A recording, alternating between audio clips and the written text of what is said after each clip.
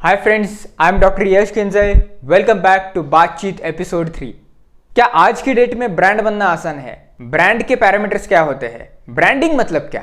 Overall branding के बारे में सभी इंफॉर्मेशन और उसी के साथ साथ पब्लिक स्पीकिंग आज की डेट में एक मस्ट लर्न स्किल क्यों बन चुका है, ये सब अगर आप जानना चाहते हो तो ये वीडियो आखिर तक जरूर देखना। एंड गाइज, आपके लिए हमारे पास एक बहुत ही स्पेशल ऑफर है, so don't skip the end.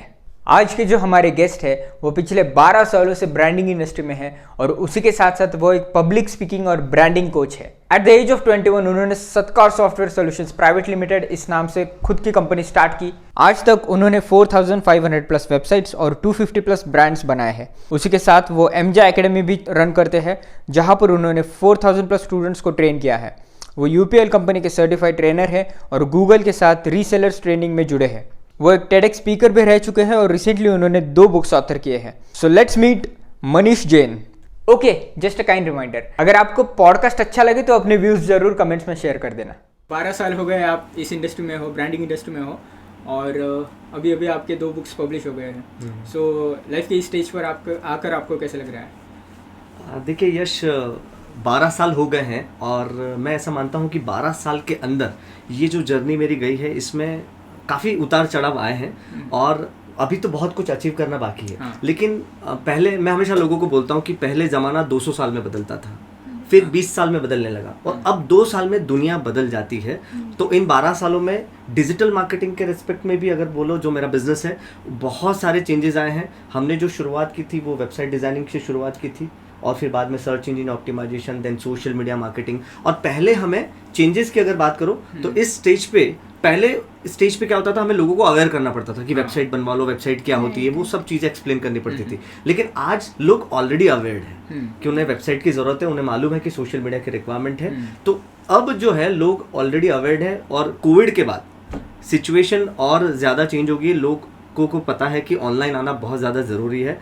और बुक इस रेस्पेक्ट में मैंने, इसलिए 12 साल का जो मेरा एक्सपीरियंस है, ब्रांडोएशन की जो बुक है उसके अंदर मैंने अपना 12 साल का एक्सपीरियंस मैंने डाला है और काफ़ी सारा उतार चढ़ाव इसमें जो मैंने उस बुक के अंदर, ब्रांडिंग के अंदर डाले हैं। दूसरा जो है पब्लिक स्पीकिंग के बारे में, सिंस मुझे ऐसा लगता है कि एज एन एंटरप्रेन्योर बोलना आना बहुत ज़रूरी है, बेचना आना बहुत ज़रूरी है। Because if you are entrepreneur, if you are owner of the company, तो आप अपनी कंपनी के पहले चीयर लीडर हो, जिसमें आपको अपना प्रोडक्ट बेचने आना चाहिए और बेचने आने के लिए आपको बोलने आना चाहिए। तो 12 साल के एक्सपीरियंस में मैंने ये जज किया कि जितने भी एसएमई ओनर्स हैं वो अपने आप के बिजनेस को रिप्रेजेंट करने में बहुत तकलीफ होती है। उनको अगर बोल दिया जाए कि 4 लोगों के सामने बोलना है, अपनी कंपनी को रिप्रेजेंट करना है, तो वहां पे उनके हाथ पैर ढीले पड़ जाते हैं, वहां पे वो थोड़ा सा कमजोर फील करते हैं या नर्वसनेस फील करते हैं और उसकी वजह से शायद उनका बिजनेस जितना बढ़ना चाहिए था उतना नहीं बढ़ पाता है। आप कोई भी बिजनेस ओनर देख लो, अगर वो पब्लिक स्पीकर है तो उसकी कंपनी अच्छी रन होती है। But if he is not good speaker, because if you can speak well you can sell anything, whatever you want to sell. आप एक आर्टिस्ट है वो अपनी आर्ट सेल करता है, एक बिजनेस ओनर है वो अपना प्रोडक्ट सर्विसेज सेल करता है, लेकिन सेल करने के लिए बोलना आना जरूरी है। तो मुझे ऐसा रियलाइज हुआ कि यार ये बहुत बड़ा दर्द है बिजनेस ओनर्स का कि वो बोल नहीं पाते हैं। तो मैंने बिजनेस ओनर्स का जो कम्युनिटी बनाया, क्योंकि मैं 12 साल से बिजनेस ओनर्स के साथ घूम रहा हूँ, तो फिर मैंने उनको ध्यान में रखते हुए मैंने ये बुक लिखी है पब्लिक स्पीकिंग, जिसमें मैंने कुछ सीक्रेट शेयर किए कि आप अपने प्रेजेंटेशन को कैसे बेहतर कर सकते हैं, आप स्टेज पे कैसे जा सकते हैं, स्टेज का फियर कैसे दूर कर सकते हैं।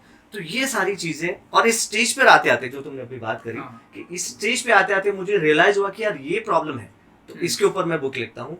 इसीलिए मैंने पब्लिक स्पीकिंग और ब्रांडिंग इन दोनों को मिक्स करके अपना एक अलग यूएसपी बनाया है।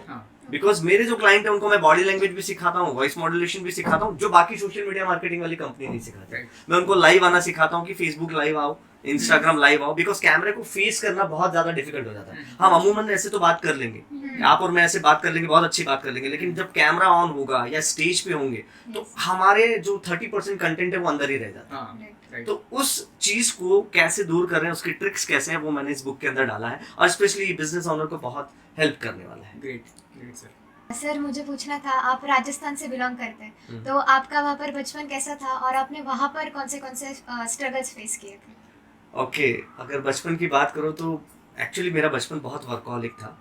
फ्रेंकली बताऊं तो 4th क्लास से मैं एक्चुअली मारवाड़ी फैमिली से बिलोंग करता हूँ। तो हमारा जो बिजनेस साड़ियों का बिजनेस था, तो मैं 4th क्लास के बाद मेरा रूटीन ऐसा होता था, जैसे मैं स्कूल गया तो अगर स्कूल 12 बजे है तो सुबह मैं दुकान जाता था और 12 बजे मैं स्कूल जाता था और स्कूल से आके वापस मैं दुकान आता था और रात को मैं घर जाता था। तो मेरी लाइफ में क्रिकेट खेलना या ये खेलना जो दूसरे दोस्त करते थे, और उस समय मुझे सबसे ज्यादा गुस्सा मेरे अपने पापा पे आता था कि यार वो मतलब क्योंकि हमारे शॉप पे ना कस्टमर्स उस समय बहुत ज्यादा आते थे। मतलब लिटरली कभी कभी मैं प्रे करता था कि अब बंद हो जाए, क्योंकि हम टोकन दिया करते थे कस्टमर को कि आपका नंबर कल आएगा, आपका नंबर परसों आएगा। ये सिचुएशन थी हमारी शॉप पे और इतना ज्यादा क्राउड, और ज्यादातर हम साड़ियां बेचते थे तो लेडी क्राउड ज्यादा था। तो एक साड़ी बेचने के लिए 50 साड़ियां बिखेरनी होती थी, फिर उसको समेटना, तो बहुत ज्यादा। लेकिन उस समय भले मुझे पापा पे गुस्सा आता था कि यार खेलने नहीं जाने देते, मेरे बाकी दोस्त देखो कैसे क्रिकेट खेलने जा रहे हैं छुट्टियों में, गर्मी की छुट्टियों में वो खेलने जा रहे हैं, वो फिल्म देखने जा रहे हैं, लेकिन मेरी लाइफ में ये सब नहीं होता था। तो मेरा जो बचपन था 4th क्लास से, तो मैं दुकान पे, लेकिन उन्हीं गलियों में, उन्हीं दुकान पे बैठे बैठे कि पापा सिखाते थे कि माल कैसे बेचना है, कस्टमर को कैसे कन्विंस करना है, माल कैसे आगे परचेज करना है, उस पे क्या रेट, कितना % हायर रेट लगाना है, कितने तक बार्गेनिंग कर सकते हैं। तो उन्हीं चीजों में मुझे ब्रांडिंग सिखा दी, जो आज की MBA की लैंग्वेज में कहो तो बहुत सारे टर्मिनल चीजें वही सिखाते हैं, लेकिन जो प्रैक्टिकली मैंने अपनी बीइंग अ मारवाड़ी फैमिली जो मैंने सीखा है अपनी शॉप के ऊपर, वो बचपन में ही सीख लिया कि यार 200 की साड़ी है, 400 लगाने हैं, 350 में बेचना है। तो ये सारी चीजें जो है वो मैंने बचपन से ही सीख ली। और फिर और उस समय बहुत गुस्सा आता था पापा पे, मतलब मेरे को सबसे ज्यादा गुस्सा अपने पापा पे आता था, बहुत ज्यादा स्ट्रिक्ट थे, मतलब हम कभी उनके सामने टीवी भी नहीं देख सकते थे। और एक किस्सा मैं आपको बताता हूँ कि बचपन में मैं मतलब शुरू से शाहरुख खान का बहुत बड़ा फैन रहा हूँ, और हमारी दुकान के सामने पोस्टर्स लगते थे मूवी के। तो मुझे अभी भी याद है, मैं 10th क्लास में था, दिल तो पागल है मूवी लगी हुई थी, और मेरे सामने ही ऐसे शाहरुख खान का येलो शर्ट में ऐसे फोटो लगा हुआ था, एक तरफ माधुरी एक तरफ करिश्मा। और मैंने कहा कि यार ये मूवी देखने जाना है, और नई मूवी है, सब लोग काफी तारीफ कर रहे थे। तो मेरे पापा को मैंने बोला कि यार ये मूवी देखने जाना है। तो मेरे उस समय हमारे राजस्थान में डूंगरपुर नाम का जो शहर है, वहाँ पे 20 रुपए टिकट हुआ करती थी मूवी की, 20 रुपीज। तो और मुझे दिन के 10 रुपए मिलते थे दुकान पे काम करने के। तो मेरे पापा ने बोला कि तू 20 रुपए कमा, 2 दिन पूरा काम कर और फिर मूवी देखने जा, मुझे कोई एतराज नहीं है। तो फिर पूरे दिन मतलब दुकान पे मैं झाड़ू भी लगाता था, पानी भी भरता था, साड़ियाँ भी समेटता था, ये सब करना। और रात को मुझे 10 रुपए मिलते थे, और 2 दिन काम करने के बाद जब 20 रुपए मिले तो मैं मूवी देखने गया। लेकिन इससे मुझे ये रियलाइज हो गया कि, और जब 20 रुपए की मूवी देखने जाता तो वो टिकट काउंटर पे 20 रुपए देते वक्त मुझे बड़ा ऐसा होता था कि मेरे 2 दिन की मेहनत जा रही है। मूवी तो देखने जा रहा हूँ पर मैं तो, लेकिन उस टाइम उन्होंने बातों ही तो मुझे ऐसा लगता था कि यार ये 20 रुपए भी नहीं दे सकते अपने बेटे को पिक्चर देखने के लिए। लेकिन उस समय जो वैल्यू उन्होंने सिखा दी पैसों की, वो मुझे आगे की लाइफ में बहुत हेल्प हुई।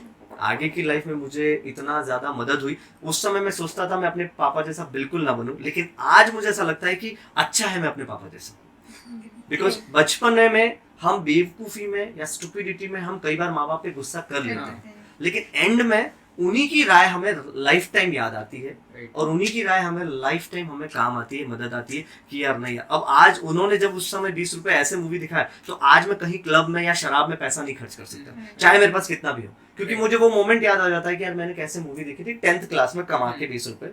तो आज मैं कहीं पे क्लब में जाके शराब में पैसा उड़ा दूं, वैसा पॉसिबल नहीं और वैसा होता नहीं है। आज ही मैं मॉर्निंग की बात करूं तो मैं मोरिया हॉस्पिटल में गया था, तो हमने 29 पेशेंट को हमने फ्रूट के पैकेट्स बना करके आज ही सुबह डिस्ट्रीब्यूट किए। तो एक ऐसी फीलिंग आई कि नहीं यार, लाइफ में हमें बहुत कुछ मिला हुआ है, हमारा शरीर सही है, हमें कोई बीमारी नहीं है। और ये रियलाइज तभी होता है जब हम ऐसे लोगों को देखते हैं जो तकलीफ में है। तो वो जो बचपन में जो अपब्रिंगिंग हुई है उसका काफी बेनिफिट हुआ है, और वही अभी काम आ रहा है। जयपुर में एक्टिंग के ऑडिशन चल रहे थे, तो काफी सारे लोग गए थे, और 1200 लोगों के करीब ऑडिशन चल रहे थे बालाजी टेलीफिल्म्स के। उसमें से 4 लोगों को सेलेक्ट किया, जिसमें एक मैं था। तो मुझे बहुत खुशी हुई थी, क्योंकि मैं अब बाहर पढ़ता था, तो वहां से जयपुर चला गया ऑडिशन देने के लिए, क्योंकि घर में बताना नहीं होता था, हॉस्टल में रहते थे। तो फिर मैंने कहा यार ये तो अच्छा सिलेक्शन हो गया है, अब कुछ अच्छा हो रहा है लाइफ में, तो बेहतर करते। लेकिन क्या हुआ कि वो जो सिलेक्शन का लेटर था वो घर पे कुरियर के थ्रू गया। तो घर पे वो मम्मी के हाथ में गया कि यार ये तो थोड़ा अजीब सा लग रहा है। पापा को बोला, पापा ने बोला यार ये इसको तो इंजीनियरिंग करने भेजा था और मम्मी की जिद पे भेजा था, इसको बाहर पढ़ने भेजा, ये क्या कर रहा है, एक्टिंग वैक्टिंग ये सब। और फिर मुझे बुलाया कि ये क्या चल रहा है। तो फिर मैंने बोला कि नहीं, मैं बताने ही वाला था कि ऐसा मेरा सिलेक्शन हुआ है। तो उन्होंने वो लेटर वहाँ पे फाड़ दिया कि ऐसा कुछ नहीं करना है, चुपचाप बीटेक करने भेजा, नहीं तो वो छोड़ और अपने दुकान पे आ जाओ। और मम्मी तो उसी समय, अरे अब ये लड़कियों के साथ घूमेगा, अब ये ऐसा होगा, अब भी वैसा होगा, मतलब जो दिमाग में जितने फिल्मों के सीन होते हैं वो सारे दिमाग में आ जाते हैं कि अभी ये ऐसा करेगा वैसा करेगा। मैंने बोला अभी सिलेक्शन हुआ, अभी सीरियल, बहुत लंबी जर्नी होती है। लेकिन फिर क्या हुआ, मैं वापस हॉस्टल आया और मैं बोल के आया कि मैं नहीं जाऊँगा। लेकिन फिर बालाजी टेलीफिल्म से जो मुझे मैसेज आया था कि 2 दिसंबर तक पहुंचना है वहाँ पे, और 12,000 रुपये लेकर के, 15,000 रुपये लेकर के पहुंचना है, क्योंकि पोर्टफोलियो बनाना पड़ेगा। और उस समय ऑफलाइन होता था सब कुछ, क्योंकि ऑनलाइन इतना जमाना नहीं था फोटोग्राफी वगैरह, तो वो पूरे प्रिंट आउट निकालते थे। तो 15,000 उसका कॉस्ट था। तो उस समय मेरे पास नोकिया कम्युनिकेटर फ़ोन था, घर से दिया हुआ। तो मैंने है ना हॉस्टल में बोर्ड लगाया कि मैं फ़ोन सेल कर रहा हूँ, 22,000 का फ़ोन है, मुझे जो 15,000 पहले ला के देगा, क्योंकि हॉस्टल लाइफ में 15,000 कहाँ से आएंगे। मैंने कहा जो 15,000 रुपये ला करके देगा उसको मैं ये फ़ोन 22,000 का दे दूंगा। तो हॉस्टल में हॉड़ मच गई कि यार ये नया नया फ़ोन है, लोगों दोस्तों को तो पता ही था, तो दोस्त लोग भी उधार मांगने लग गए कि यार ये फ़ोन ले लेते हैं। तो फिर कई दोस्तों ने उधार मांगा। तो एक दोस्त मेरे पास 12,000 रुपये लेके आया। उसने बोला मैं एक दिन और दे दे, मैं 3,000 रुपये तेरे को करके दे देता हूँ। फिर हुआ क्या, एक दिन के चक्कर में मैं मुंबई एक दिन लेट पहुंचा, क्योंकि उसने 3,000 देने में थोड़ा सा डिले कर दिया। और क्योंकि बाकी जो पैसे मेरे पास थे 2-2,500 रुपये, वो मेरे अपने एक्सपेंसेस के लिए थे। तो मैं मुंबई पहुंचा एक दिन लेट। मैं 3 दिसंबर को मुंबई पहुंचा और 3 दिसंबर को बालाजी टेलीफिल्म में गया, और जो ईमेल में भी लेटर आया था उसका स्क्रीनशॉट दिखाया। मैं अंदर गया, मैं अंदर वेट कर रहा था। तो मैं खाना भी नहीं खाया था। अब मैं घर का बाहर निकलूंगा तो क्या पता वापस घुसने भी नहीं देंगे कि नहीं देंगे, यहाँ तो कोई पानी भी नहीं पूछ रहा है। तो फिर 4 घंटे तक वेट करने के बाद मैंने उनको फाइनली पूछा कि वो कब आएंगे। तो एक असिस्टेंट आता है और वो मेरे पे चिल्लाता है, you are not serious about your job, तुमको कल बुलाया था, तुम आज आ रहे हो, अब तुम्हारा रोल हमने किसी को दे दिया है, तुमको क्या काम मिला था तुमको उसकी कदर ही नहीं है। और मुझे फिर मैं रिक्वेस्ट करने लगा, तो उन्होंने मुझे लिटरली धक्के मार के बाहर निकाला। अब मैं मुंबई पहली बार गया था। वैसे मुंबई में मेरी बहन रहती है जूही नगर में, लेकिन मैंने मुंबई दीदी को नहीं बताया था, क्योंकि मैं क्या बोलता, मैं हीरो बनने आया। तो मैंने मुंबई में उनको बताया नहीं था।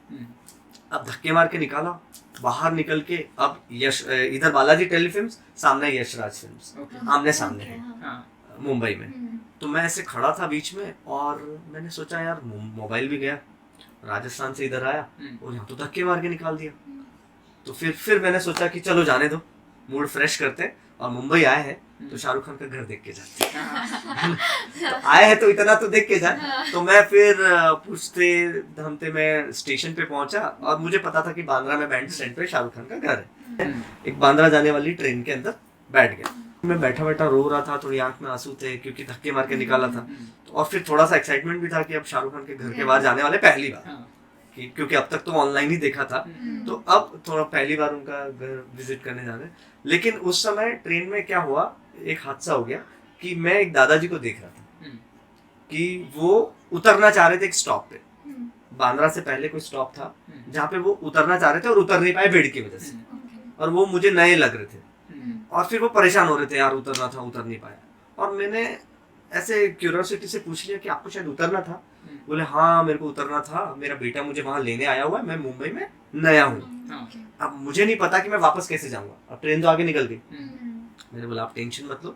मैं आगे के स्टेशन पे उतरा और मैंने वापस पूछ के प्लेटफॉर्म चेंज करके दूसरी ट्रेन पकड़ी और वापस उनको उस स्टेशन पे लेके गया जहाँ पे उनका बेटा था। और वहाँ पे उनके बेटे के पास मैंने जब उनको ड्रॉप किया, उन्होंने उनके बेटे से मिलाया कि ये मेरा बेटा है करके। फिर पर उन्होंने वहाँ पे एक लाइन बोली, मतलब मैंने सुना है मुंबई में बहुत लोग बिजी रहते हैं, एक दूसरे फुर्सत नहीं रहती, पर इतना फोकट आदमी, और लिटरली ये वर्ड यूज किया कि इतना फोकट आदमी जो मेरे लिए प्लेटफॉर्म चेंज करके मुझे अंदर ड्रॉप, इतना फोकट आदमी पहली बार देखा। अब उस समय जैसे ही उन्होंने ये बोला मेरी आंख में आंसू आ गए और मैं रो पड़ा। मैंने कहा यार यहाँ पे मतलब मदद करूँ तो ये फुकट आदमी बोल रहे, उधर धक्के मार के निकाल दिया, उधर मोबाइल बेच के आया हूँ। तो फिर उन्होंने फिर जब मैं रोया तो उन्होंने मुझसे पूछा क्या हुआ, तो मैंने उनको कहानी बताई कि मैं ऐसे से राजस्थान से आया हूँ, मेरा ऐसा सिलेक्शन हुआ था और मैं बांद्रा जा रहा था, बीच में आप मिल गए। तो उनको मेरी कहानी सुन के ऐसा लगा कि मैं घर छोड़ के आया हूँ और एक्टर बनने आया हूँ। तो उन्होंने बोला कि ये मेरा बेटा है जो 104.8 FM में मैनेजर है। ओह, तो ये तुमको कुछ, अब तुमने इतनी मदद की है तो ये तुमको कुछ करवा देगा। और वो बेटा वहीं पे था उसमें। उन्होंने बोला कल मेरे ऑफिस में आ जाओ। ओके, और परेल में उनका कहीं ऑफिस था, तो उन्होंने मुझे अपना कार्ड दिया और बोला कि कल मेरे ऑफिस में आ जाओ।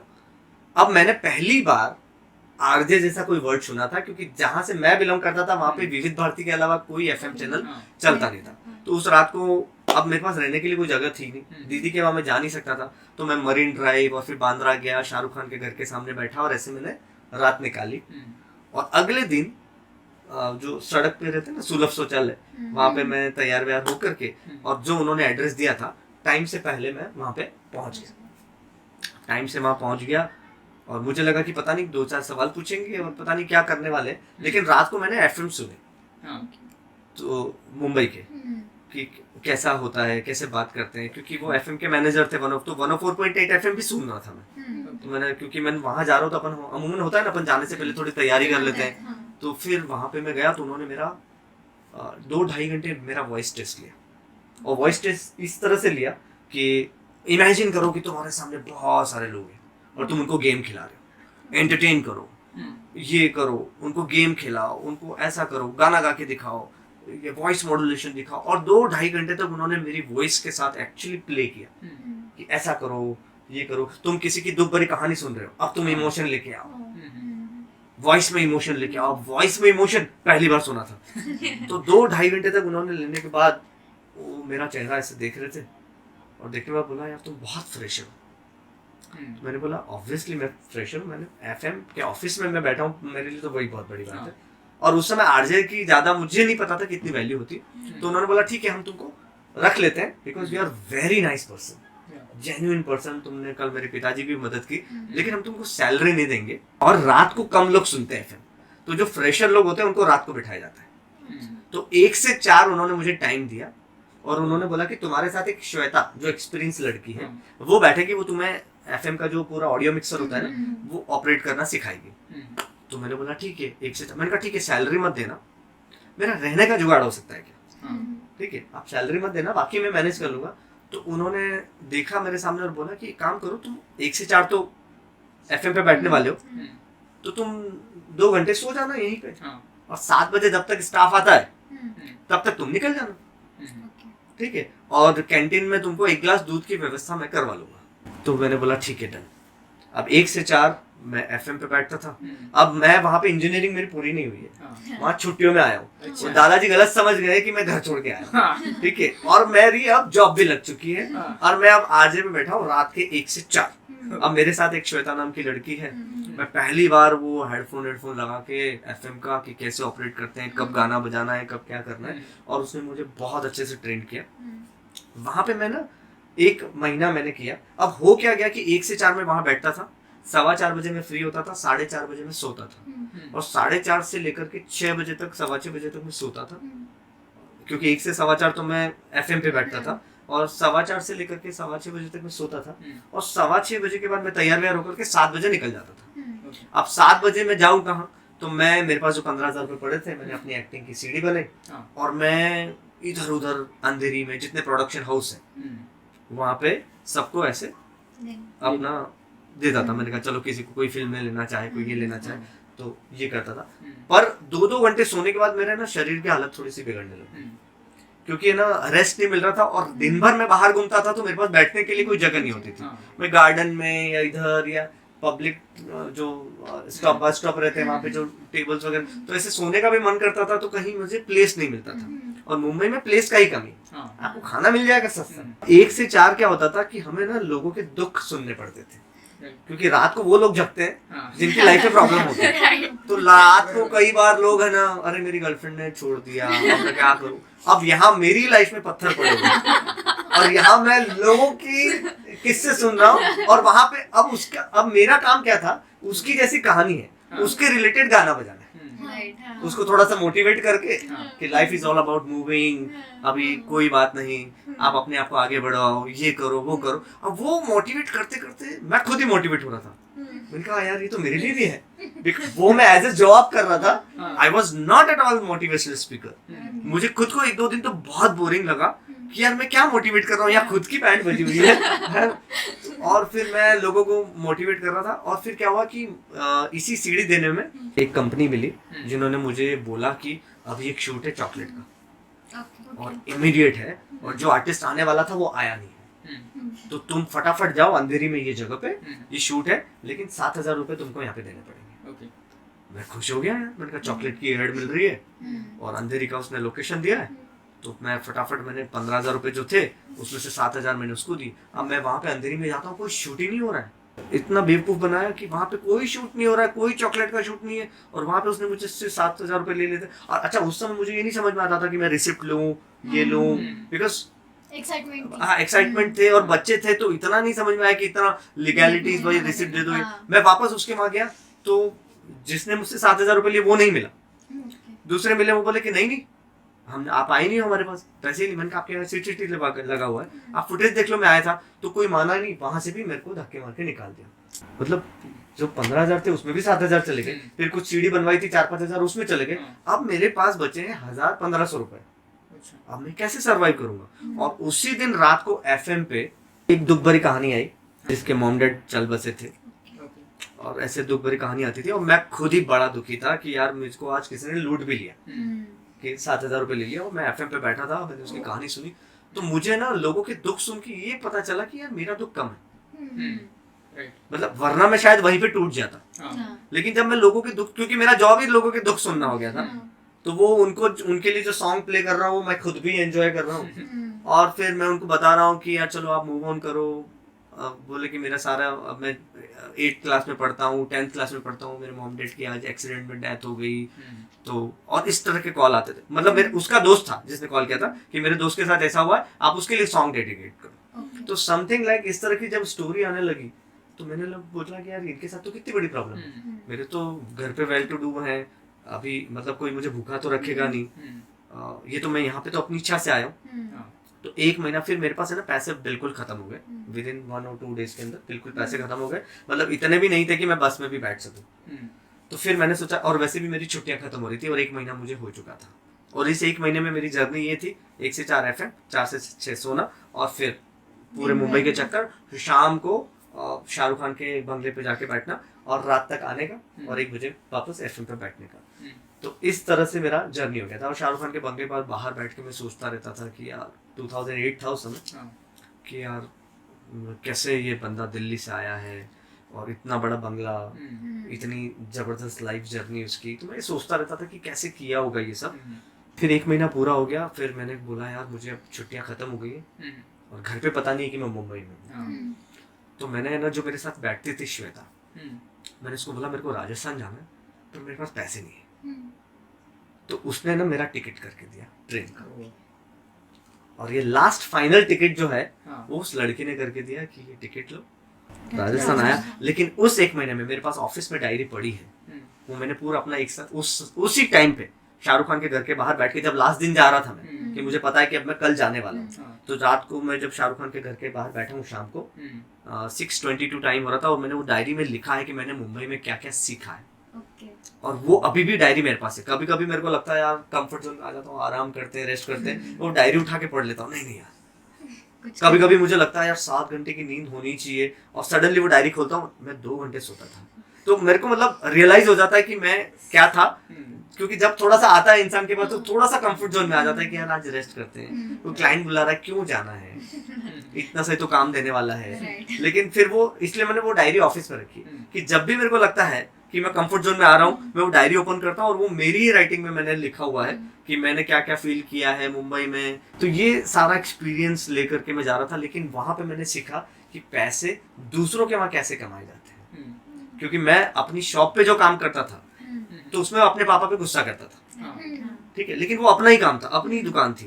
और यहाँ पे जब लोगों के लिए काम किया और किस तरह से लोगों ने 5 मिनट में मुझे लूट लिया और 7,000 रुपए मुझसे ले लिए, तो मुझे रियलाइज हुआ कि यार लोग भी कैसे मिलते हैं, आपको कैसे बिहेव करना है, पैसे की कीमत क्या होती है, और दोस्त क्या होते हैं। जो मेरे साथ श्वेता बैठती थी, वो आज भी मेरी फेसबुक पे फ्रेंड है, जानी मानी RJ है, ठीक है। तो उस समय मुझे ऐसा लगा कि उस समय भी, और अच्छे लोग कहीं ना कहीं अच्छी जगह पहुंचते ही हैं, तो उस समय जो उसने मेरी टिकट वगैरह कराई थी और जो मुझे कंफर्टेबल फील कराया था वो मुझे अच्छा लगा। लेकिन उसके बाद वो मुंबई से मैं वापस जब राजस्थान आया, मैंने कभी भी ऐसे आराम से बैठ के रेस्ट किया हो या मैंने फालतू का टाइम पास किया हो। मुझे उस समय समझ में आ गया कि life is all about working working and working. और मुंबई की जो जिस तरह से लाइफ देखी थी, मैंने कहा यार यहाँ से अब कुछ चेंज आएगा। तो छुट्टियों में मैं 2 चीजें कर सकता था, या तो आराम से घर जाता, अब घर अपना बड़ा शॉप, वहाँ पे खाने पीने की कोई ऐसी तकलीफ नहीं थी, या तो आराम से जाकर के वहाँ दुकान पे काम करता। लेकिन वो छुट्टियों में मैंने सोचा कि मुंबई का कुछ एक्सपीरियंस करते हैं। लेकिन ये एक्सपीरियंस मुझे वॉइस मॉड्यूलेशन सीखने मिला।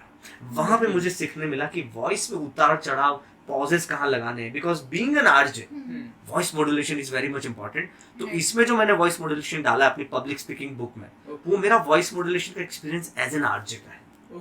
जो मैंने वहां सीखा है, प्रैक्टिकली सीखा है, और लोगों से बात करके जो सीखा है, लोगों की कहानियां सुन करके जो सीखा है, वो मैंने इसमें डाला है। और वो सारा एक्सपीरियंस मैंने कलेक्ट किया।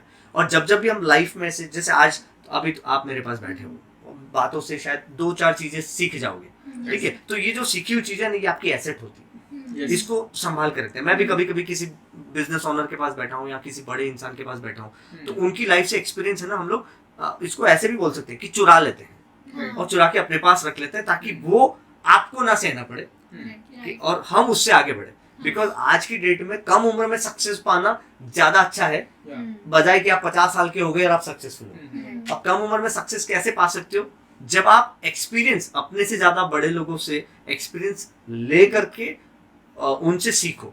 बिकॉज पहले बोलते थे कि ठोकर लगती तब इंसान सीखता है, लेकिन आज ऐसे बोलते हैं कि सामने वाले को ठोकर लग गई, आप सीख जाओ। आपको ठोकर लगने का इंतजार नहीं करना है, उसको ठोकर लगी ना, अब उसका एक्सपीरियंस पूरा आप अपने अंदर ले आओ कि ये जैसे कि ये आपके साथ हुआ है, तो आप उसको ऐसे जी लो कि जैसे वो आपके साथ हुआ है, तो आप उसमें सीख करके बाहर निकलोगे। तो वो मिस्टेक आपके साथ नहीं होगी। और वो चीज मैंने की, तो धीरे धीरे जैसे मैंने ये घर का भी ख्वाब देखा था इधर, तो मेरे को था कि मेरे को 30 साल की एज से पहले मेरे को अपने घर के अंदर जाना है और खुद का घर। और मैं ये भी बताता हूँ कि 2008 में ये हादसा हुआ था, कॉलेज वाला, ये शाहरुख खान के घर के बाहर बैठा था।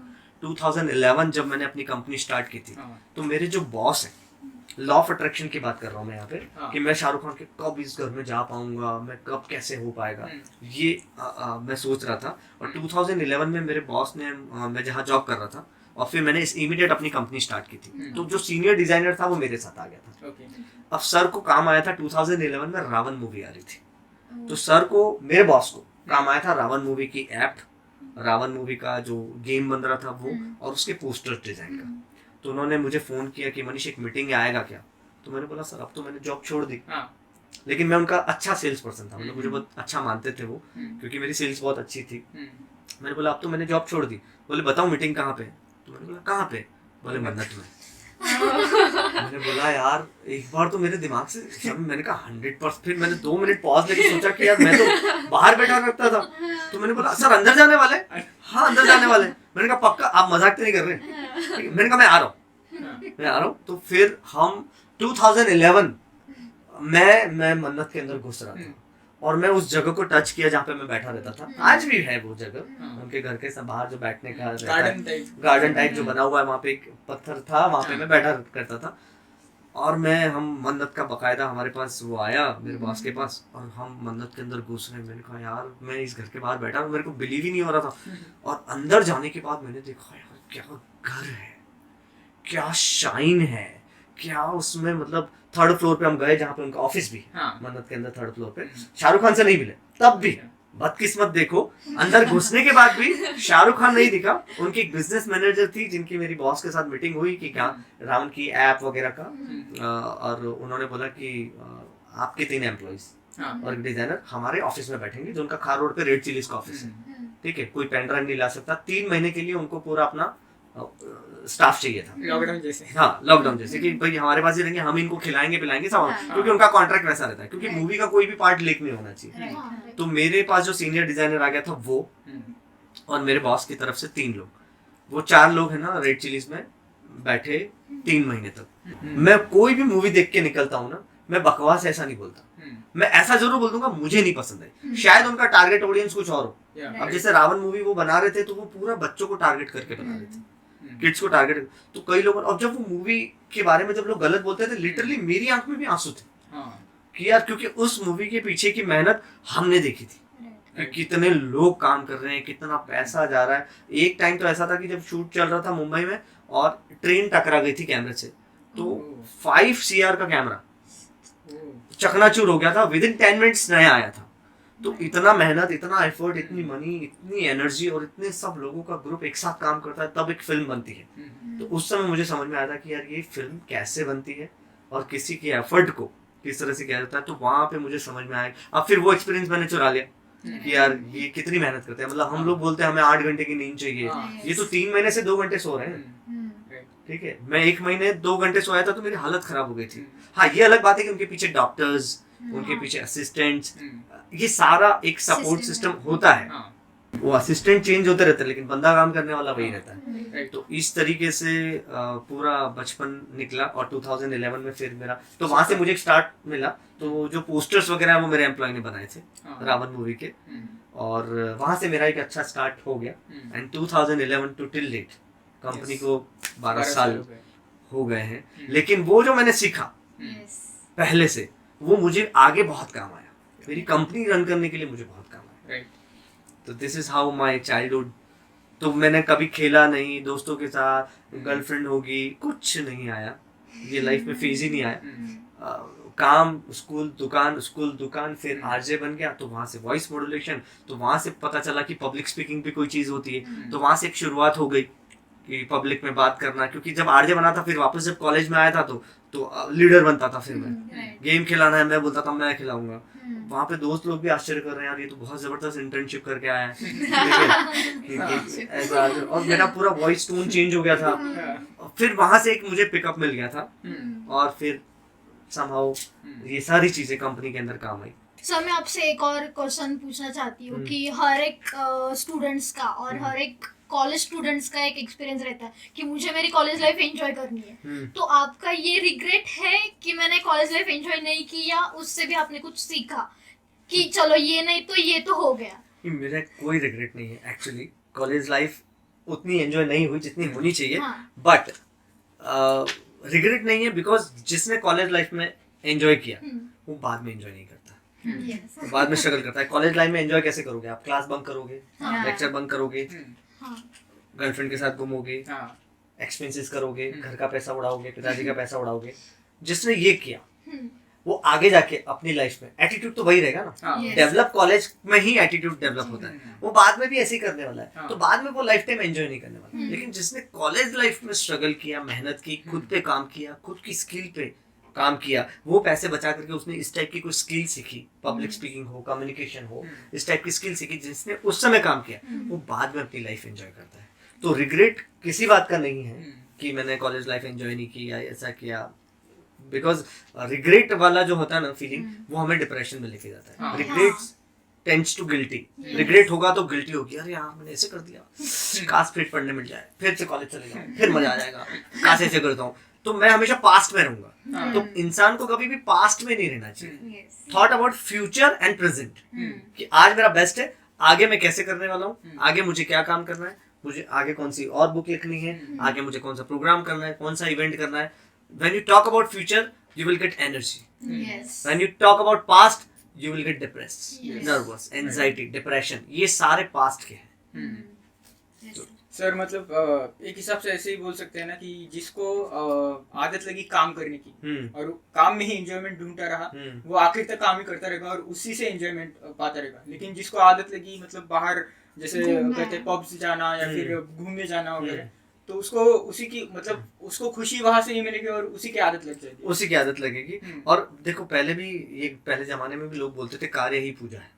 ठीक है, और जिसने काम में मजा ढूंढ लिया। देखो फन का डेफिनेशन, अब कोई बोलेगा कॉलेज में फन नहीं किया, हर एक के लिए फन का डेफिनेशन अलग है। किसी के लिए फन का डेफिनेशन है पब जाना, डिस्को जाना, ये जाना।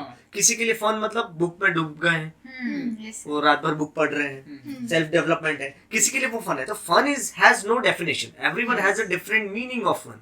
ठीक है, फॉर मी फन इज कि यार चलो बुक पढ़, आज संडे है, लास्ट संडे मैंने साइकोलॉजी ऑफ मनी की पूरी half of the book, almost 80% book मैंने रीड करी वन डे, बिकॉज उस दिन टाइम था, बैठे थे तो उस दिन पूरी बुक पढ़, और मेरे लिए वो किसी फन से कम नहीं था।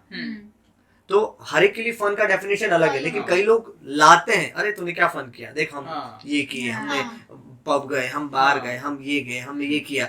तो भाई तुम्हारे लिए ये तुम्हारा टेक है कि तुम फन को कैसे लेते हो, आप इस तरह से लेते हो। मेरा लिए फोन वो नहीं है, मेरे लिए फन है कि मैं बुक में डूबा हुआ हूँ और मैं उसमें अपना सेल्फ डेवलपमेंट कर रहा हूँ, तो मैंने फन किया जो मुझे पसंद था। तो everyone has a different meaning of fun. तो किसी को अपना फन का डेफिनेट लादना नहीं है कि यही फन होता है, ये गलत बना दिया लोगों ने कि यही फन होता है कि फिल्म देखने गए, एंजॉय किया, पब में घूमे। सो सत्कार सॉफ्टवेयर का आइडिया कब आया आपको कि मुझे अपने दम पर एक खुद का बिजनेस एस्टैब्लिश करना है, ऐसा कब लगा आपको? ऐसा लगा, एक्चुअली सच बताऊं, प्रेशराइज में मैंने कंपनी खोली है। प्रेशराइज ये था कि मेरे घर में बिजनेस है, तो मैं यहाँ पे जॉब करता था। जैसा मैंने बताया कि 1 साल मैंने जॉब किया, तो मेरे पापा का मुझे फोन आता था, अरे अपने मारवाड़ी लोग थोड़ी जॉब करते हैं और तू मतलब क्या होगा तेरी इतनी सी सैलरी से। उस समय मेरी सैलरी पहले 6,000 से मेरा स्टार्ट हुआ था। और एज ए सेल्स में था मैं इंजीनियरिंग के बाद मैंने 3 महीने एचसीएल में काम किया था नोएडा में, और इसके बाद मैं एमबीए करने इधर आ गया था। तो अब इंजीनियरिंग करने के बाद मेरी जो जॉब लगी थी, एमबीए मैंने पुणे से किया, तो मेरा इंजीनियरिंग जब राजस्थान से हुआ तो मेरा एचसीएल में जॉब लगा, ठीक है, और वहां पे मुझे 25,000 मिलते थे नोएडा में। फिर मैंने एमबीए किया 2 साल और पैसे लगा के, तो इंजीनियरिंग के बाद मेरी जॉब लगी थी 25,000 पर मंथ, और एमबीए करने के बाद लगी थी 15,000 पर मंथ, ठीक है। तो फिर हाँ, अब उसमें भी क्या हुआ कि मैंने कई सारी जॉब छोड़ी कि यार 25 मिलता था, अब मैं उससे कम कैसे जाऊँ, ठीक है। लेकिन एमबीए के बाद वो सेल्स में जॉब लग रही थी, और फिर है ना मैंने 15,000 वाली भी जॉब छोड़ी, और फाइनली मैंने 150 इंटरव्यू दिए।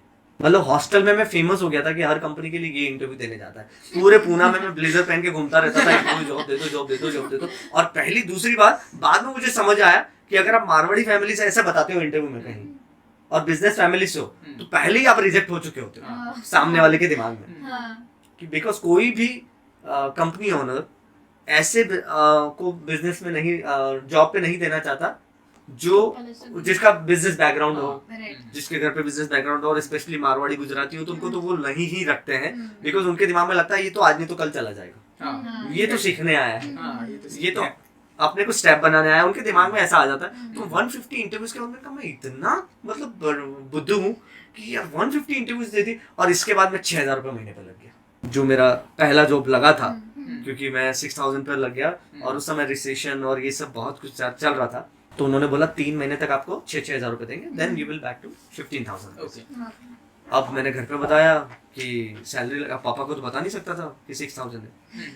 तो मैंने, मम्मी से मेरा अच्छा कनेक्शन था इस मामले में, थोड़ा सा इमोशनल और थोड़ा सा ऐसी दुख भरी बातें हैं वो मम्मी से बोल सकते थे, पापा से नहीं बोल सकते थे। तो फिर मम्मी ने बोला कि चलो ठीक है, और मम्मी को पता था कि मैं इतने इंटरव्यू दे रहा हूँ, अब जॉब नहीं लग रही, और मेरे को ये डर है कि जॉब नहीं लगेगी जब तक, तो फटाफट वो राजस्थान बुला लेंगे और वापस मेरे को दुकान में डाल देंगे। अब मेरे को कपड़ों की लाइन में नहीं जाना था, क्योंकि मैं साड़ियाँ समेट के थक चुका था, इस हद तक थक चुका था कि मुझे लेडीज दिखते ही ना, साड़ी पहने लेडीज दिखते ही मुझे ऐसा लगता था कि यार अभी ये पता नहीं, हाँ मतलब मैं इस काइंड ऑफ एक टाइम पे ऐसा हो गया था कि यार ये, क्योंकि इतनी साड़ियाँ बिखरवाती थी, इतनी साड़ियाँ, और कई बार तो बिखरवा के ले भी नहीं जाती थी।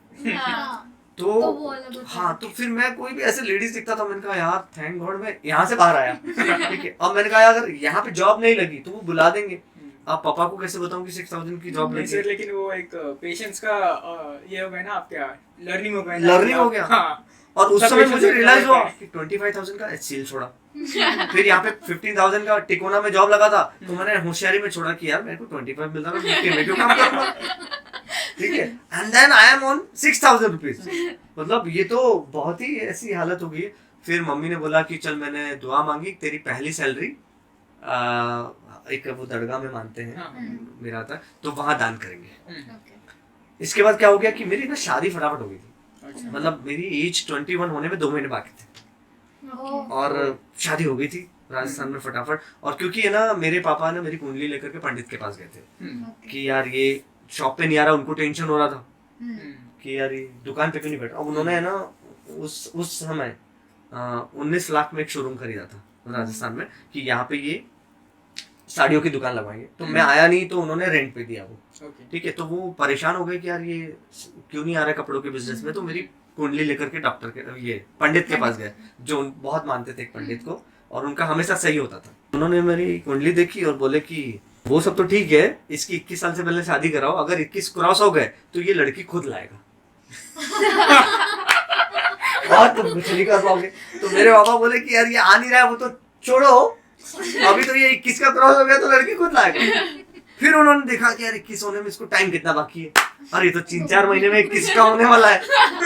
तो मेरी फिर फटाफट उन्होंने बुलाया शादी। मैंने कहा इतनी जल्दी, अभी तो हुआ नहीं करना पड़ेगा, ये वो जिम्मेदारी तभी आती है, ये वो ठीक है। फिर मैंने बोला कि फिर फाइनली जब वो नहीं मान रहे थे तो मैंने अपने पापा को बोला कि ठीक है आप शादी करवा दो, लेकिन मैं वापस पुणे आऊंगा और वाइफ जो है वो घर में रहेगी अभी राजस्थान में, ठीक है, क्योंकि अभी मैं यहाँ तो ला नहीं सकता, अभी मैं क्या बोलूँ 6,000 रुपीज मंथली, मतलब कैसे लाऊंगा मैं, फ्लैट नहीं आ सकता रेंट पे।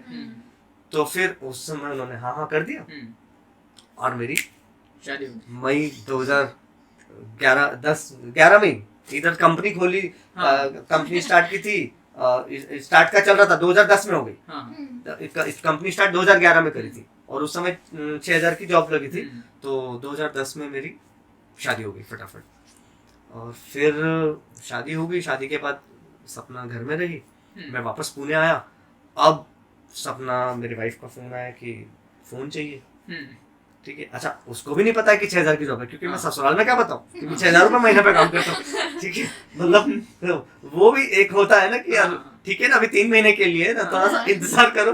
लेकिन अब पहली सैलरी थी, वो मम्मी ने दुआ मांगी थी कि तो 6,000 वहां चले गए। दूसरी सैलरी पे फोन चाहिए तो 3-3 हजार के वो सैमसंग के फोन आते थे, चैम्प का एक फोन आता था। अब मैंने सोचा कि यार घर में वाइफ आई है और अभी उसको फोन दूंगा तो मम्मी कहाँ जाएगी, बुरा लग जाएगा, भाभी कहाँ जाएगी, अब घर में 3 लेडीज हैं, ठीक है। तो फिर उनको भी तो बनता है, तो मैंने 3-3 हजार के 3 फोन लिए और मैं उधारी पे आ गया, कर्जा पे आ गया कि मैं 3 फोन दिए। फिर सिचुएशन ऐसी हो गई कि खाने के पैसे नहीं है। फिर उस समय योगेंद्र मेला मेरे एक फ्रेंड है, बहुत अच्छा फ्रेंड है, उसने मुझे 1 महीने खाना भी खिलाया। तो वो बोले यार तूने इतनी जल्दी शादी कर दी। मैंने कहा देखो यार पहली सैलरी मम्मी ने दान करवा दी, दूसरी सैलरी पे फोन आ गया और वो भी अब प्लस में हो गया, अगली सैलरी पे वो चुकाना है, तो मैं अभी काम ही करता जा रहा हूँ और मेरे को मिल कुछ नहीं रहा है। तो धीरे धीरे लेकिन करते करते फिर वापस 15,000 फिर सेल्स और ये सब अच्छे आ गए। लेकिन क्या हो गया कि पापा फिर फोर्स करने लगे कि क्या होगा तेरे 15,000 रुपए से, तू इधर आ जा।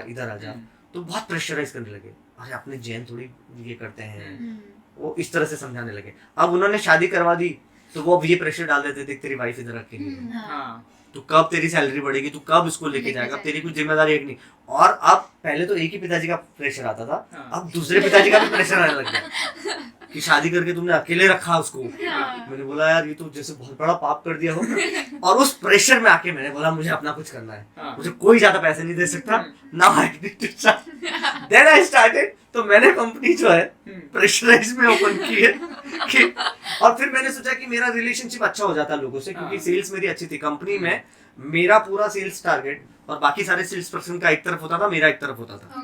तो फिर मैंने सोचा कि यार कनेक्शंस अच्छे हैं लोगों से, और business is all about relationship, ये मुझे पता चल गया, ठीक है, कि बिजनेस सिर्फ रिलेशन से ही आ सकता है। बिजनेस कभी भी आप चालबाजी से या झूठ बोल करके नहीं ला सकते। आप ला सकते हो तो थोड़े कुछ महीनों के लिए ला सकते हैं, लेकिन आपको लॉन्ग रन पे बिजनेस रन करना है तो ट्रस्ट बिल्ड होता है, रिलेशन अच्छे होते हैं, बॉन्डिंग होती है, तभी बिजनेस आता है। और वो मुझे पता चल गया था इतने सालों में कि यार ये चीज मेरी अच्छी है। Then I started my own company from Premlok park, जहाँ पे मैं रहता था रूम दोस्तों के साथ, और वहीं से मैंने अपनी कंपनी की शुरुआत करी एक लैपटॉप से।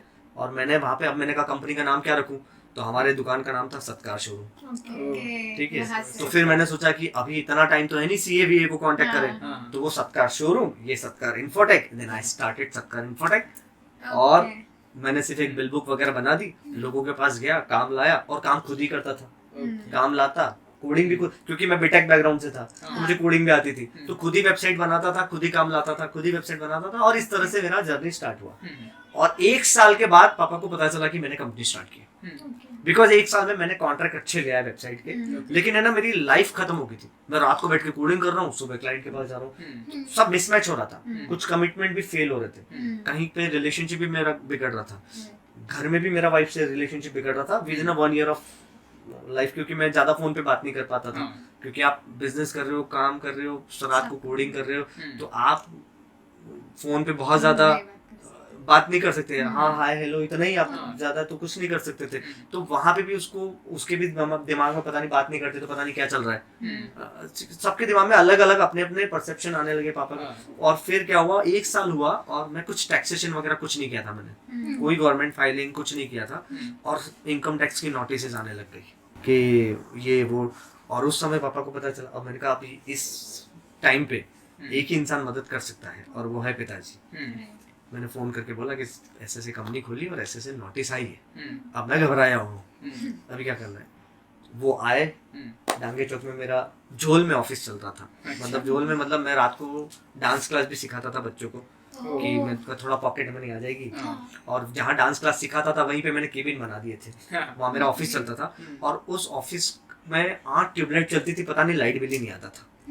तो इसलिए मैं बोलता हूँ झोल में ऑफिस मेरा 1 साल चला। और वो ऐसे तुक्के में चल रहा था, क्योंकि मेरा एक फ्रेंड है अमित करके, वो यहाँ पे चिंचवड़ में ही है। वो मेरा क्लाइंट था पहले, बाद में दोस्त बन गया।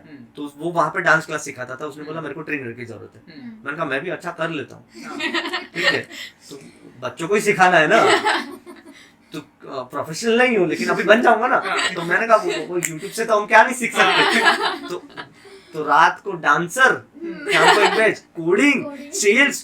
तो मैं सोचता था मैं कर क्या रहा हूँ, और इधर किसी को पता ही नहीं है कि मैरिड भी है ये बंदा, क्योंकि कोई मानता ही नहीं है। फिर ये करते करते करते करते फिर मेरे कजन की शादी थी, मैं राजस्थान गया। तो यहाँ पे ना बिल्डर ने लॉक लगा दिया। बाद में हम जिसको रेंट 3000 रुपए में रेंट देता था, वो एक योगा वाली लेडी को हम देते थे, जो सुबह योगा, हमको लगता था उसका ऑफिस है। बाद में पता चला कि वो किसी बिल्डर का है। तो बिल्डर ने लॉक लगा दी, मेरे कंप्यूटर्स वगैरह भी ले लिए थे, क्योंकि मैं 2-4 कॉन्ट्रैक्ट ला के सेकंड हैंड कंप्यूटर्स वाला के मैंने रखे थे। तो वहाँ पे वो अमित ने मुझे लोग अच्छे मिले। मुझे हमेशा कभी खिलाने वाले, कभी केयर करने वाले, किसी ने टिकट कर दी। तो यहाँ पे अमित मिला, उसने लॉक तोड़ा, मेरे कंप्यूटर्स भी दिए। और बाद में मैं ये शांतिवन में आया। शांतिवन में मेरा अभी 10 साल से ऑफिस है। तो शुरू के 2 साल तो ऐसे निकले, लेकिन जुगाड़ में निकले। और वो नहीं होता जुगाड़ तो मैं शायद ऑफिस तो नहीं खोल पाता, क्योंकि आजकल ऑफिस के रेंट कितने होते हैं, ठीक है। और उस समय भी रेंट बहुत ज्यादा होते थे, और इतनी ट्यूबलाइट्स वगैरह लगती थी, लाइट बिल आता नहीं था। मैं भी टेंशन नहीं लेता, नहीं आ रहा है तो मैं वो करना, ठीक है, ये ऊपर वाला दे रहा है। पता नहीं ये वीडियो में बोलने में इथिकल लग रहा है कि नहीं लग रहा है, लेकिन हुआ ऐसा ही था। और फिर धीरे धीरे समहाउ वो चीजें होती गई, और फिर वो सारा एक्सपीरियंस, और इस तरह से मेरा कंपनी स्टार्ट हुआ। तो this how journey of company. Sir जैसे कि आपने बताया कि आपने आरजे में भी काम किया है, प्लस जॉब भी की है, तो इतना सारा एक्सप्लोर करने के बाद 2011 में फाइनली आपने अपनी कंपनी शुरू कर दी। यस। सो मैं आपसे ये जानना चाहती हूँ कि ओवरऑल ब्रांडिंग का मतलब क्या है? ब्रांडिंग का मतलब मैं ऐसा मानता हूँ कि ब्रांडिंग मतलब आप जिस कंपनी को या जिस पर्सन को जानते हो। फॉर एग्जाम्पल, आप कौन सी सिम यूज करते हो? सिम कौन सी है मोबाइल में? जियो की है, ठीक है, लेकिन फिर भी आप एयरटेल कंपनी को जानते हो। हाँ। तो दिस इज अ ब्रांडिंग। जब आप कोई प्रोडक्ट नहीं यूज कर रहे हो, किसी कंपनी को नहीं, लेकिन आप उसके बारे में जानते हो, उसके ओनर को जानते हो, उसके बारे में आपको सब कुछ पता है, दिस इज कॉल्ड ब्रांडिंग। जब लोग आपके बारे में जानते हैं। और पॉजिटिव ब्रांडिंग, एक होता है नेगेटिव ब्रांडिंग, जिसमें लोग यार ये इंसान सही नहीं है, ये हमेशा गुस्सा करता है, ये करता है, that is also branding, but this is negative branding. तो लोग आपके दिमाग में एक इमेज क्रिएट करते हैं। अभी आप लोग मुझसे मिल रहे हो, तो मेरी जो कहानी है, मेरे बारे जो आंसर्स हैं, तो आपके दिमाग में मेरी एक ब्रांड बन रही है, एक इमेज बन रही है, ठीक है, कि यार ये इंसान कैसा है। और अब जब नेक्स्ट टाइम आप मुझे देखोगे ना, तो आप मुझे पहले जो मिले थे उसी रेस्पेक्ट में देखोगे कि यार इन्होंने ऐसा ऐसा आंसर किया। अगर मैं आज गुस्सा करूंगा, आज मैं जो करूंगा, तो वो आप मुझे उसी रेस्पेक्ट में देखोगे, यार ये बहुत गुस्सेल है, ये बहुत ऐसा है। तो उसी को ब्रांडिंग कहा जाता है। अब जब इंसान हो या कंपनी हो, जैसे हम कोलगेट के बारे में बात करते हैं, हाँ, कि लोग जाकर किराना स्टोर पर पूछते हैं कोलगेट दे दो, कोलगेट तो वो बोलते हैं कोलगेट ही देता है, लेकिन वो बोलता है ये कोलगेट नहीं, दूसरी कोलगेट चाहिए। हाँ, तो वो दूसरी कोलगेट चाहिए, मतलब उसको दूसरी कंपनी का चाहिए, लेकिन तो कोलगेट ने मतलब वो जानता है, उसको नाम पता है, इतना हैबिचुअल हो जाता है उसको डे टू डे लाइफ में, तो उसको वो पता है, उससे ब्रांड बनती है। अब कोई आर्टिस्ट है, अब कोई इंटरव्यू, अभी क्यों कहा जाता है ऐसा कि जितने भी सेलिब्रिटीज हैं जब वो इंटरव्यू देते हैं, तो जिस तरह का वो आंसर देते हैं वैसी उनकी इमेज बन जाती है। जिस तरह का उनका सेंस ऑफ ह्यूमर है, यार इनका सेंस ऑफ, ये बहुत हाजिर जवाब, ये बहुत, तो ये कहीं ना कहीं ब्रांड बन रही है। लोगों ने कहीं आपको देखा, अब उसी तरह से ब्रांड को लोग कहाँ देखते हैं, कहीं सड़क पे बैनर लगा हुआ है, ये आपकी क्वालिटीज है, आपके फ्रेंड ने कोई प्रोडक्ट यूज किया हुआ है, तो यार ये कंपनी का प्रोडक्ट अच्छा है, तो एक दूसरे से जब लोग बात करते हैं तो 2 से 4, 4 से 400, 400 से 4 लाख, 50 लाख, और इस तरह से जब ज्यादा लोगों तक आपकी बातें हो जाती हैं पॉजिटिव रेस्पेक्ट में, उसको ब्रांडिंग कहा जाता है। और ऐसी कंपनी, ऐसा इंसान जिसको आपने कभी नहीं मिला, आज जैसे अगर मुझे कोई पूछेगा ऐसे जैसे शाहरुख खान, मैं कभी मिला नहीं, लेकिन अभी मैंने कई सारी बातें की, हार्ड वर्किंग है, ये है, तो ये मेरे दिमाग में एक ब्रांड बनी हुई है। कई ऐसे लोग होंगे जो उनके बारे में नेगेटिव भी सोचते होंगे, ठीक है, तो हर एक के दिमाग में एक अलग अलग इमेज क्रिएट होती है, उसी को ब्रांडिंग कहा जाता है। अब मैं कभी मिला नहीं, कभी इस तरह से साथ में बैठ के ऐसा कोऑर्डिनेशन हुआ नहीं है, लेकिन एक ब्रांड बनी हुई है, दैट इज कॉल्ड ब्रांडिंग। तो हमारे बारे में आज ये वीडियो जब लॉन्च होगा तो कई लोग देखेंगे जो मुझे नहीं जानते हैं, लेकिन मेरी कहानी जानने के बाद शायद कुछ सीख जाएंगे, या शायद उनको अच्छा लगेगा कि यार ये बंदा अच्छा है। बहुत सारे यूट्यूबर्स हैं जिनको हम कभी मिले नहीं है, लेकिन हमारे दिमाग में इमेज है कि यार ये बंदा ऐसा है, ये बंदा, दैट इज कॉल्ड ब्रांडिंग। जब लोग आपको जानने लग जाए पॉजिटिव रिस्पेक्ट में, भले आपसे उन्होंने कोई सर्विस नहीं लिया, लेकिन आपको वो जान रहे हैं, दैट इज कॉल्ड ब्रांडिंग। और 2 तरह की ब्रांडिंग मैंने इस बुक के अंदर मेंशन की, inner branding and outer branding. Inner branding होती है जैसे मैं कंपनी चला रहा हूँ, मेरे पास जो लोग काम कर रहे हैं वो मेरी कंपनी के बारे में क्या सोचते हैं, वो मेरे बारे में क्या सोचते हैं, वो बहुत ज्यादा इंपॉर्टेंट रोल प्ले करता है। बिकॉज मेरा विजन क्या है, मेरा मिशन क्या है, मेरा कंपनी की वैल्यूज क्या है, वो उनको पता होने जरूरी है। अगर कंपनी के एम्प्लॉय ही बैठ के बात करेंगे यार कंपनी बहुत बेकार है, ऐसा कंपनी, तो मेरा इनर ब्रांडिंग ही खराब है। तो मैं लोग मेरे बारे में कैसे अच्छा सोचेंगे जब घर में ही एम्प्लॉय। इसलिए मैं कई बार लोग बोलता हूँ कि कभी भी आप जिस कॉलेज में, जैसे कई बार स्टूडेंट कॉलेज में पढ़ते हैं ना, वो अपनी कॉलेज की बुराई करते हैं, अरे इस कॉलेज में प्लेसमेंट ही नहीं है, बेकार कॉलेज है, कोई प्लेसमेंट नहीं है, अपन फालतू इस कॉलेज में आ गए। तो जब लोग, तो इसका मतलब है कि वो कॉलेज का जो ब्रांडिंग है, इनर ब्रांडिंग, वो सही नहीं हो रहा। आउटर, क्योंकि सबसे पहले आपके लिए जो लोग काम कर रहे हैं वो इंपॉर्टेंट होना, जो आसपास है वो आपके बारे में अच्छा सोचना, अच्छा बोलना जरूरी है, फिर बाकी दुनिया ऑटोमेटिकली धीरे धीरे धीरे होता है।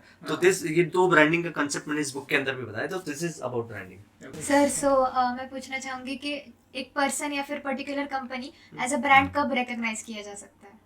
अच्छा, कब उसको ब्रांड बनना चाहिए? मैं समझता हूँ कि जब भी डे टू डे लाइफ में हम जब भी उठते हैं, खाते हैं, लोगों से मिलते हैं, शुरुआत से, जैसे आप अभी हो, अभी से ही, ठीक है, जैसे आप हम लोगों से बात करोगे, जैसे आप अभी यहाँ पे आए हो, आप मुझसे बात कर रहे हो, घर में जाओगे माँ बाप से बात करोगे, पेरेंट्स से, टीचर से बात करोगे, तो एवरी टाइम हमें ये ध्यान रखना है कि हम क्या इमेज क्रिएट कर रहे हैं, ठीक है। मैं ऐसा करूंगा तो उनके दिमाग में मेरी क्या इमेज बनेगी। जब हम हर पल ये ध्यान रखना शुरू कर देते हैं कि यार, अब जैसे कोई कहीं पे आप गए और वीडियो बन रहा है, ठीक है, अब आपको आपको अवार्ड मिला है, तो आप उनके पैर वैर छू रहे हो, आप इस तरह से अवार्ड ले रहे हो, ग्रीट कर रहे हो, तो ये कहीं ना कहीं आपके नेचर में आना चाहिए। हम वहां पे एटीट्यूड में रहेंगे, हल्का सा भी ईगो दिखाया, वो वीडियो 10 जगह जाएगा और 10 जगह आपका ये पब्लिक यार ये ईगोइस्टिक है। आपकी एक रॉन्ग जो नेगेटिव ब्रांडिंग है बहुत जल्दी फैलती है, ठीक है, और पॉजिटिव ब्रांडिंग को टाइम लगता है, ठीक है। लेकिन हम हर पल अगर ये ध्यान रखें कि यार मैं अभी इस इंसान से मिलने जा रहा हूँ तो मुझे कैसे बिहेव करना है, मैं बस में जा रहा हूँ मुझे लोगों से कैसे बिहेव करना है, मैं ट्रेन में जा रही हूँ मैं लोगों से, आसपास के जो लोग हैं उनके साथ मुझे कैसे बिहेव करना है, या मैं कहीं पे जा रही हूँ तो मुझे डेस्क पे जो रिसेप्शनिस्ट है उनसे कैसे बिहेव करना है, कैसे बात करनी है। तो कहीं पर भी नेगेटिव, जैसे आप ईगो दिखा रहे हैं, या आप गुस्सा कर रहे हैं, या आप लड़ाई कर रहे हैं, या आप अपशब्द बोल रहे हैं, ऐसा कुछ भी हमें नहीं करना है, हमें हर पल ध्यान रखना है। तो वहां से आपकी ब्रांडिंग शुरू हो जाती है। बिकॉज लोग समझते हैं कि मैं इसमें सोशल मीडिया पे अच्छा डाल दूं मेरी ब्रांडिंग होगी, ऐसा नहीं है।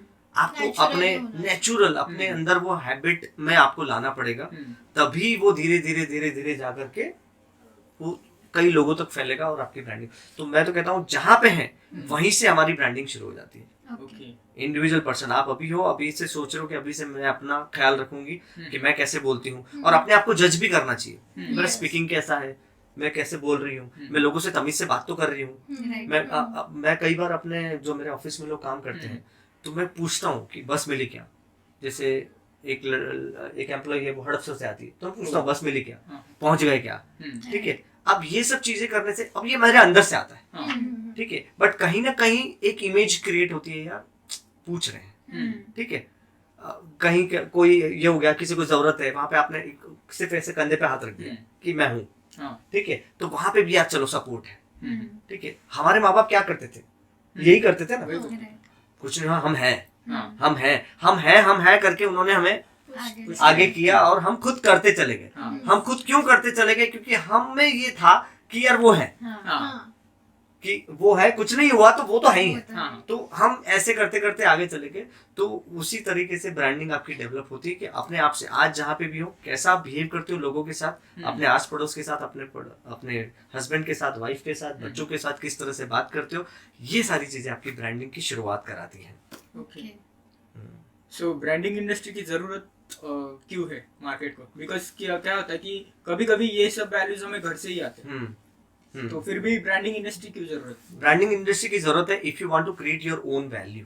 ओके। अगर मुझे टिकट साइज बढ़ाना है अपना, अगर मैं अपनी वैल्यू जितनी बढ़ाऊंगा उतना मुझे ज्यादा प्राइस मिलेगा। Right. See in terms of business owner, हाँ। एक ब्रांडिंग क्यों जरूरी है कि अभी मैं अपना किस्सा बताता हूँ कल का, कि जैसे मैंने ब्रांड विषय पे बुक लिखी। कल मैं एक नए फ्रेश क्लाइंट के पास गया था और वो उनको वेबसाइट बनवानी थी।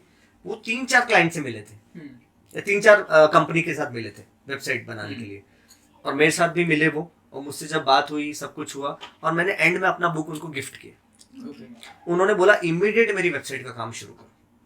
ठीक है, तो यहाँ पे क्या फर्क हो गया कि यहाँ पे मैंने अपनी बुक उनको दे दी। तो ब्रांडिंग की जरूरत है बिकॉज मैंने अपनी वहां पे वैल्यू बढ़ा दी, क्योंकि जितने दूसरी कंपनी वाले आए किसी ने बुक नहीं दिया। ठीक है, मैंने अपना बुक भी गिफ्ट किया, वो भी गिफ्ट। पहली बार कोई इंसान मिला है, मैंने आई जस्ट गिफ्टेड कि यार ये बुक आपको बहुत काम आएगी, आप रीड करो, मुझे फीडबैक जरूर देना। और मैंने अपनी एक बुक गिफ्ट करी और उन्होंने बोला यार तुमने ब्रांडिंग के ऊपर बुक लिखी, तो मैं कहीं क्यों वेबसाइट बनाने के लिए जाऊं। अब जो दूसरे थे वो भले सस्ते दे रहे थे, ठीक है, बट वो क्लाइंट मेरे पास, बिकॉज आज की डेट में हमें लगता है कि सस्ता जल्दी बिकता है, बट ऐसा नहीं है। लोग कॉस्टिंग बाद में देखते हैं, लोग वैल्यू पहले देखते हैं। हम वैल्यू जितना इंक्रीज करेंगे हमारा प्राइस बढ़ता जाएगा। आज मैं कहीं पे इनॉग्रेशन के लिए जाऊंगा तो ज्यादा से ज्यादा कोई 5,000 10,000 दे देगा। आज शाहरुख खान के इनॉग्रेशन के लिए जाएगा तो उसको 2 करोड़ 5 करोड़। ठीक है, वो क्यों मिल रहा है? इंसान तो इंसान ही है ना, बट वैल्यू, उनका काम, और वैल्यू बढ़ती है अपने काम से, अपने काम, अपने एटीट्यूड, अपने रवैये से। ठीक है, अगर मैं बहुत गुस्से हो जाऊंगा, हर जगह झगड़ा करता फिरूंगा, तो कोई मुझे थोड़ी बुलाएगा कि आओ मेरे स्टूडेंट के साथ इंटरेक्ट करो या आओ यहाँ पे सेशन करो। कोई नहीं बुलाएगा, बिकॉज आप कोई वैल्यू दे ही नहीं रहे हो, आप उल्टा बिगाड़ रहे हो। ठीक है, तो ब्रांडिंग इसलिए जरूरी है। अगर आप अपनी कीमत बढ़ाना चाहते हो, अपनी वैल्यू बढ़ाना चाहते हैं, अपना रिस्पेक्ट बढ़ाना चाहते हैं, तो ब्रांडिंग बहुत जरूरी है, फिर चाहे वो कंपनी हो या इंसान हो। ब्रांडिंग इंडस्ट्री काम कैसे करती है, लाइक रियल लाइफ में, या फिर आपने जितना भी एक्सपीरियंस लिया है ब्रांडिंग का, तो ये काम कैसे करती है? ब्रांडिंग इंडस्ट्री, जैसे अभी मैं 12 साल से इस फील्ड के अंदर हूँ, मैंने अब तक 250 ब्रांड्स बनाए हैं। बनाए मतलब जिनको नाम भी मैंने दिया है, जिनको शुरुआत मैंने करवाई है। तो ब्रांडिंग की शुरुआत होती है उनके लोगो। जैसे अगर एक कंपनी की बात करें तो उनका सबसे पहले लोगो बनेगा। अब उनका किस टाइप का बिजनेस है, नेचर ऑफ बिजनेस क्या, उस हिसाब से उसका नाम डिसाइड होगा। फिर उसका लोगो बनेगा, उसकी वेबसाइट बनेगी, उसकी वेबसाइट पे कंटेंट लिखा जाएगा, विजन है, मिशन क्या है, कंपनी क्या पर्पस सॉल्व करना चाहती है। सी, अगर बिजनेस ओनर सिर्फ इसलिए बिजनेस ओनर बना है कि उसको पैसे कमाने हैं, तो फिर उसको अपना पर्पस चेंज करना पड़ेगा। ठीक है, बिकॉज पैसे कमाने के लिए अगर आप आए हो तो आप ज्यादा देर तक नहीं कर सकते बिजनेस। लेकिन आप किसी का प्रॉब्लम सॉल्व करने के लिए आए हो, ठीक है, तो पैसे ऑटोमेटिकली आएंगे। तो मैं हमेशा लोगों से जब भी ब्रांडिंग के लिए जाता हूं तो मैं ये पूछता हूं कि आप किस इंडस्ट्री का प्रॉब्लम सॉल्व कर रहे हैं। See, today if I am a public speaker, तो मैं लोगों को बोलता हूं कि मैं बिजनेस ओनर का प्रॉब्लम सॉल्व कर रहा हूं कि वो स्टेज पे आ पाए, वो लोगों से बात कर पाए, वो इंटरेक्ट कर पाए, वो अपनी प्रेजेंटेशन बेहतर दे पाए, voice modulation, body language, story telling, ये सब उनका अच्छा हो पाए, वो अपनी लाइफ में बेहतर कर पाए। That is my purpose. अब इसके एवज में जो मुझे फीस मिलेगी वो तो है ही है। अब कई सारे कंपनीज के ओनर्स, मैं एक कंपनी में ब्रांडिंग के लिए गया था, तो वहां पे उन्होंने ना ऐसे बैनर लगाया था कि इस साल का टारगेट 21 करोड़। ठीक है, और जो भी कंपनी में आ रहा है वो 21 करोड़ का बैनर देख रहा है। तो मैंने उनको पूछा कि सर ये क्या है? बोले इस साल हमें 21 करोड़ टच करना है। तो मैंने बोला 21 करोड़ टच करना, तो 21 करोड़ के लिए आपको कितने क्लाइंट बनाने पड़ेंगे? तो आपके टिकट साइज के हिसाब से। तो उन्होंने मुझे बोला कि मुझे कम से कम 100 क्लाइंट चाहिए 21 करोड़ बनाने के लिए। तो मैंने बोला इस बोर्ड को चेंज करो, आप ये लिखो I want to serve 100 clients, और मैं 100 क्लाइंट्स का, 100 कंपनीज का ये प्रॉब्लम सॉर्ट आउट करना चाहता हूँ। ठीक है, आप 21 करोड़ का बैनर लगाओगे तो प्रॉब्लम क्या होगी मालूम है?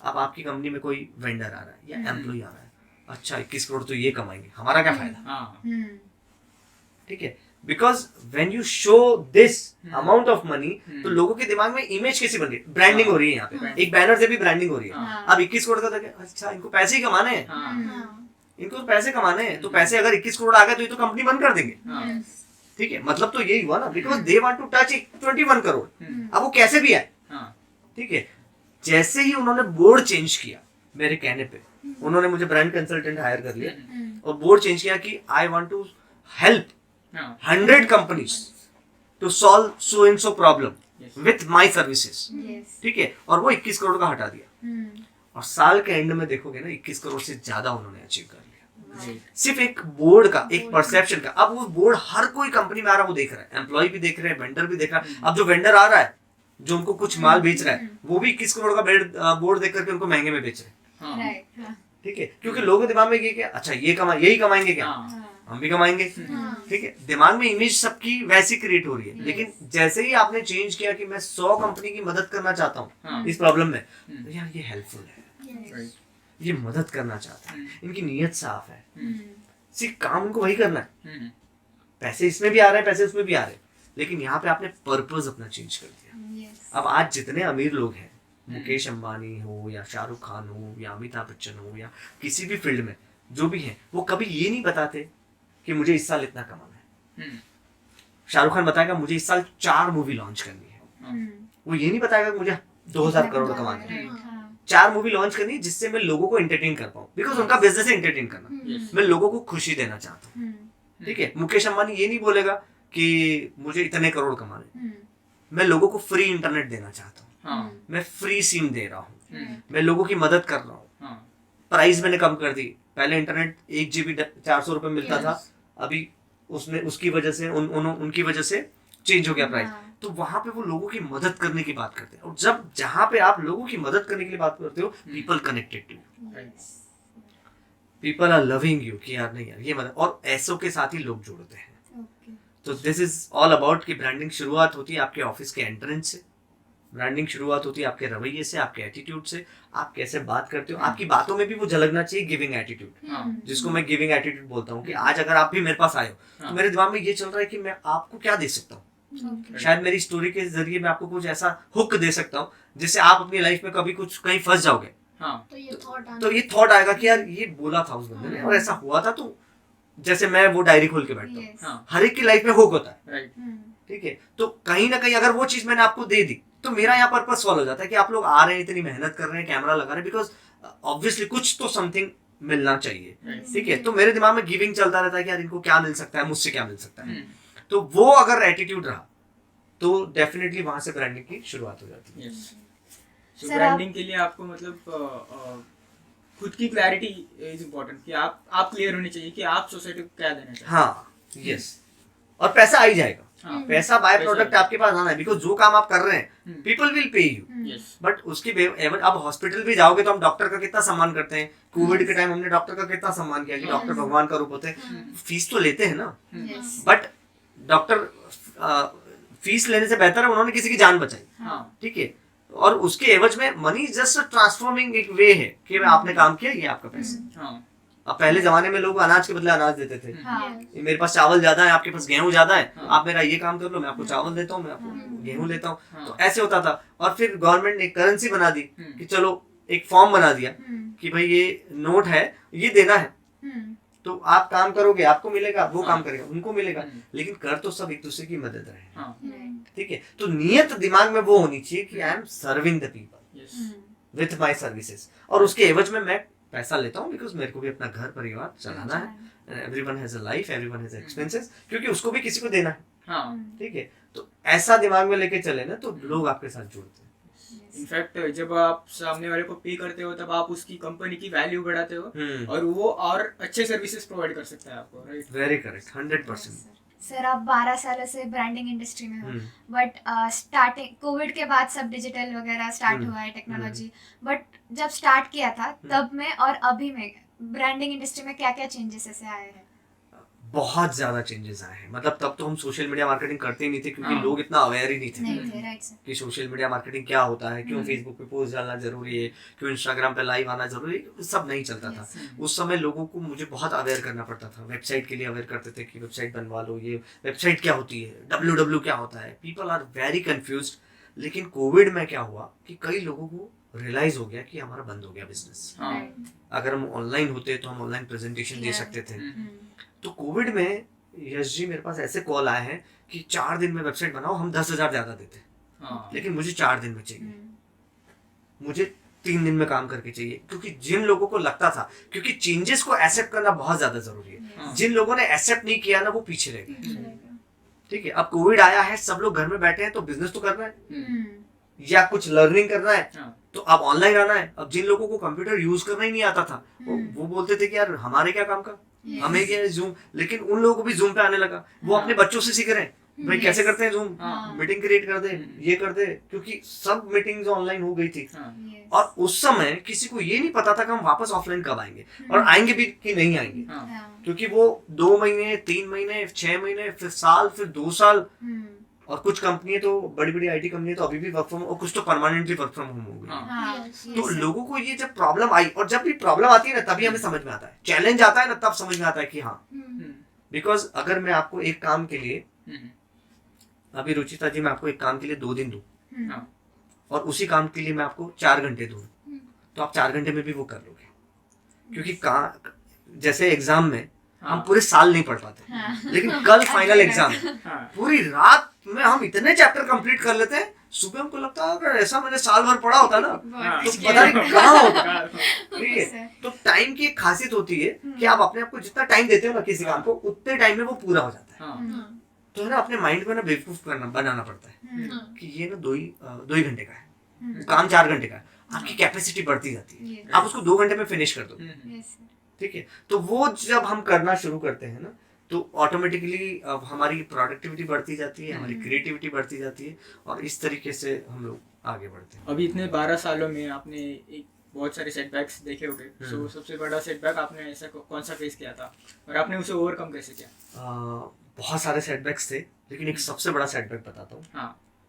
2014 400 वेबसाइट्स थे मेरे पास, मेरे सर्वर पे। ओके। और सडनली एक रात को सर्वर क्रैश हो जाता है, और 400 वेबसाइट बंद हो जाती है, उसका कोई बैकअप नहीं, कुछ नहीं। ठीक है, क्लाइंट के फोन आना शुरू हो जाते हैं, हमारी वेबसाइट बंद है, हमारी वेबसाइट बंद है, हमारा ईमेल बंद है, हमारा ईमेल बंद है, ये बंद है। कई लोगों से मैंने सलाह ली, इंडस्ट्री के एक्सपर्ट से मैंने पूछा, कई लोगों ने बोला कि कंपनी बंद करना ही ऑप्शन है। अब 400 लोगों को फ्री में फिर से वेबसाइट बना के कैसे देना, अब पैसे तो ले नहीं सकते फिर से, और सर्वर क्रैश हो गया है, और वो क्रैश हुआ है तो वो वापस रिपेयर होने के कोई चांसेस नहीं है, वो सब जोड़ तोड़ लगा दिए। मैंने बोला कंपनी चेंज करना मतलब नाम भी चेंज करना, अब नाम चेंज कर लूंगा, चेहरा कैसे चेंज करूंगा ना, करना तो इसी मार्केट में काम है। मैंने this is not the solution. कई लोगों ने मुझे बोला कंपनी नाम चेंज कर, अलग क्लाइंट को करो, ऐसा कोई दिक्कत नहीं, बंद करो। मैंने बोला ये तो धोखा हो जाएगा कि वो 400 लोगों को मैं नहीं बना के दे सकता, इसलिए मैंने बंद कर दिया। फिर मैंने क्या किया कि 400 लोगों को मैंने एक ईमेल डाला कि because of some issue, technical issue, your website is collapse. ठीक है, अपफ्रंट आ गया, मैं सरेंडर किया सबसे पहले, बट मैं आपको आपकी पूरी वेबसाइट बना करके दूंगा, repeat without any single panic.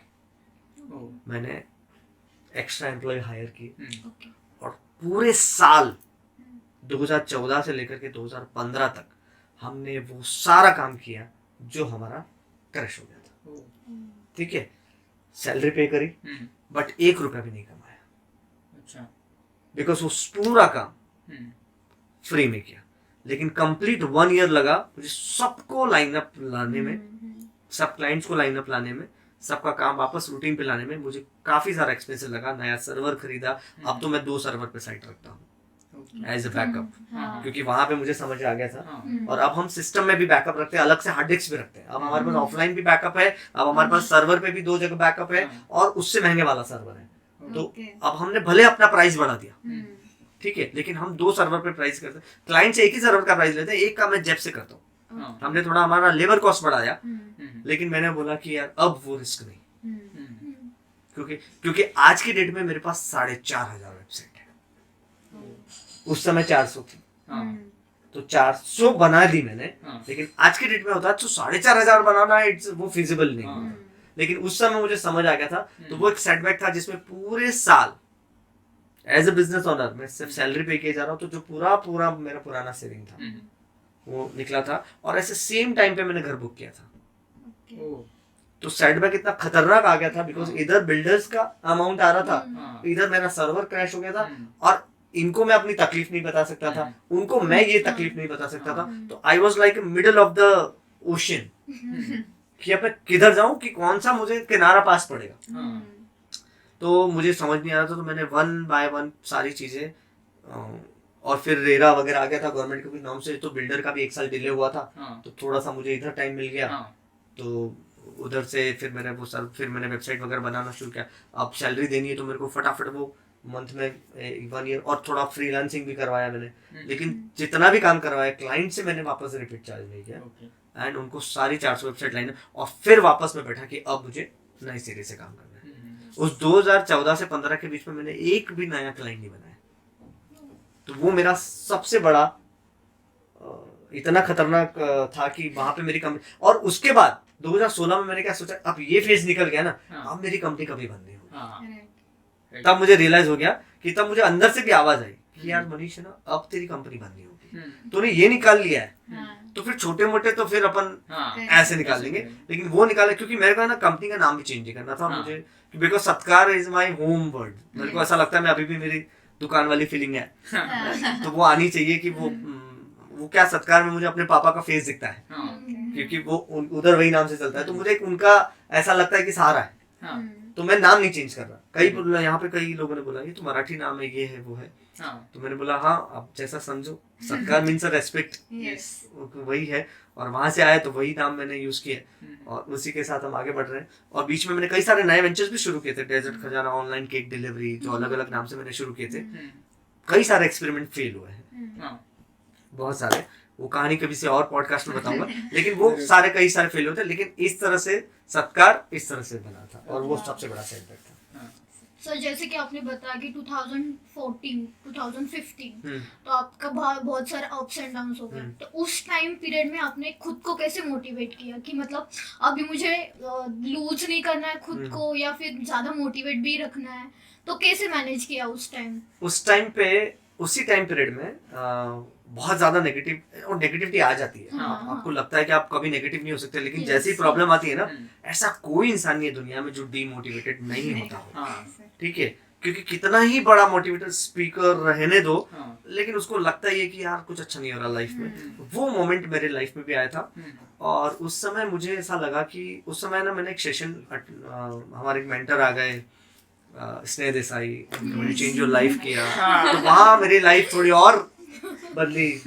तो और ऐसे टाइम पे देखो मुझे ना, मैं बहुत खुश हूँ कि भगवान ने मुझे सही टाइम पे सही लोगों के साथ इंटरेक्ट करवाया। एक्चुअली मैं भी स्नेह देसाई सर के साथ 2015 से ही कनेक्टेड। हाँ, तो वो उनका सेशन अटेंड किया, और फिर मैं अपना पुराना भी आरजे वाला एक्सपीरियंस किया किसी के माँ बाप की, तो फिर मुझे लगता था कि वो डायरी, तो मुझे लगता था कि यार प्रॉब्लम अभी कम ही है, मतलब लोगों की तो और ज्यादा है, जी रहे ना, वो थोड़ा ना मर गए। तो ऐसा करते करते करते करते अपने आप को मोटिवेट कर लेते थे। और जब आपको सबसे अच्छा तरीका खुद को मोटिवेट करने का है, टेक एक्शन।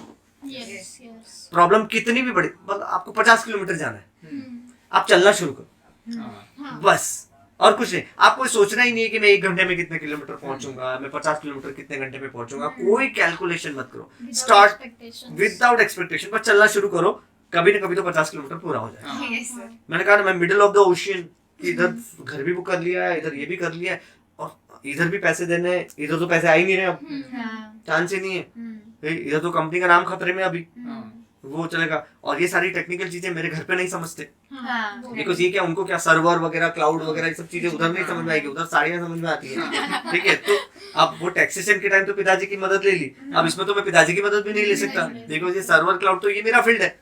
तो यहाँ पे जिन लोगों से मैं बात कर रहा था, वो बोल रहे थे बंद कर दे, ऐसा कर दे, वैसा कर दे, पता चला ना कैसे होता है, तो इस टाइम उल्टा टोंट आने लग गया, ठीक है। और कुछ लोग अंदर से खुश होने लगे, अब बंद हो जाएगा ये, अब इसकी गाड़ी रुक जाएगी, तो वो भी मेरे को रियलाइज हुआ उस समय।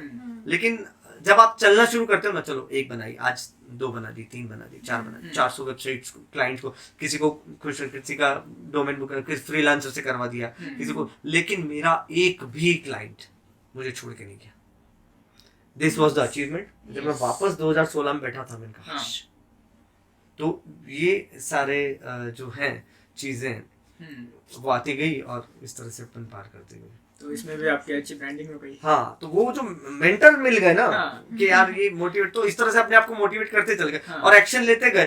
तो फिर जब एक्शन लेता है इंसान डिमोटिवेटेड कब होता है पता है? जब वो पड़ा रहता है। हाँ। Yes sir. और जब कोई बोलता है ना कि आप कर नहीं सकते, तो हाँ। एक अंदर से आता है कि नहीं अब तो करके दिखाना अब है। करके दिखाना। और जब एक्शन लेना शुरू करता है तो ऑटोमेटिक, क्योंकि जब एक्शन लेता है तो उसकी बॉडी मूव होती है। हाँ। Yes, yes. बॉडी मूव होती है ना, तो मूविंग बॉडी में कभी भी डिप्रेशन एंजाइटी नहीं आती। नहीं हाँ। आती, yes. ठीक है, डिप्रेशन एंजाइटी आता है, पड़े रहोगे, क्यों उठना है, क्यों जाना है, उसी को डिप्रेशन आता है। हाँ। जो उठ के जाता है ना, उसको नहीं आता। नहीं आता है। तो इस तरह से मोटिवेट रखते थे। Great, sir. आप एंटरप्रेन्योर के साथ साथ एक पब्लिक स्पीकर भी है, तो what lead you to this field? Public speaker, जैसा मैंने शुरू में बताया था कि बिजनेस ओनर की जो तकलीफ मैंने देखी थी, बिकॉज है ना, कोविड में बहुत सारे बिजनेस बंद हो गए और कई सारे बिजनेस इसलिए बंद हुए क्योंकि वो ऑनलाइन नहीं बोल सकते थे, अब ऑनलाइन मीटिंग नहीं कर सकते थे, कैमरा नहीं फेस कर सकते थे, उनको वो सब चीजें नहीं आती थी, और आधे तो डर के मारे। तो बहुत सारी कंपनी ऐसे बंद हो गई। तो मुझे ऐसा लगता है कि एक एंटरप्रेन्योर को पब्लिक स्पीकर होना ही चाहिए।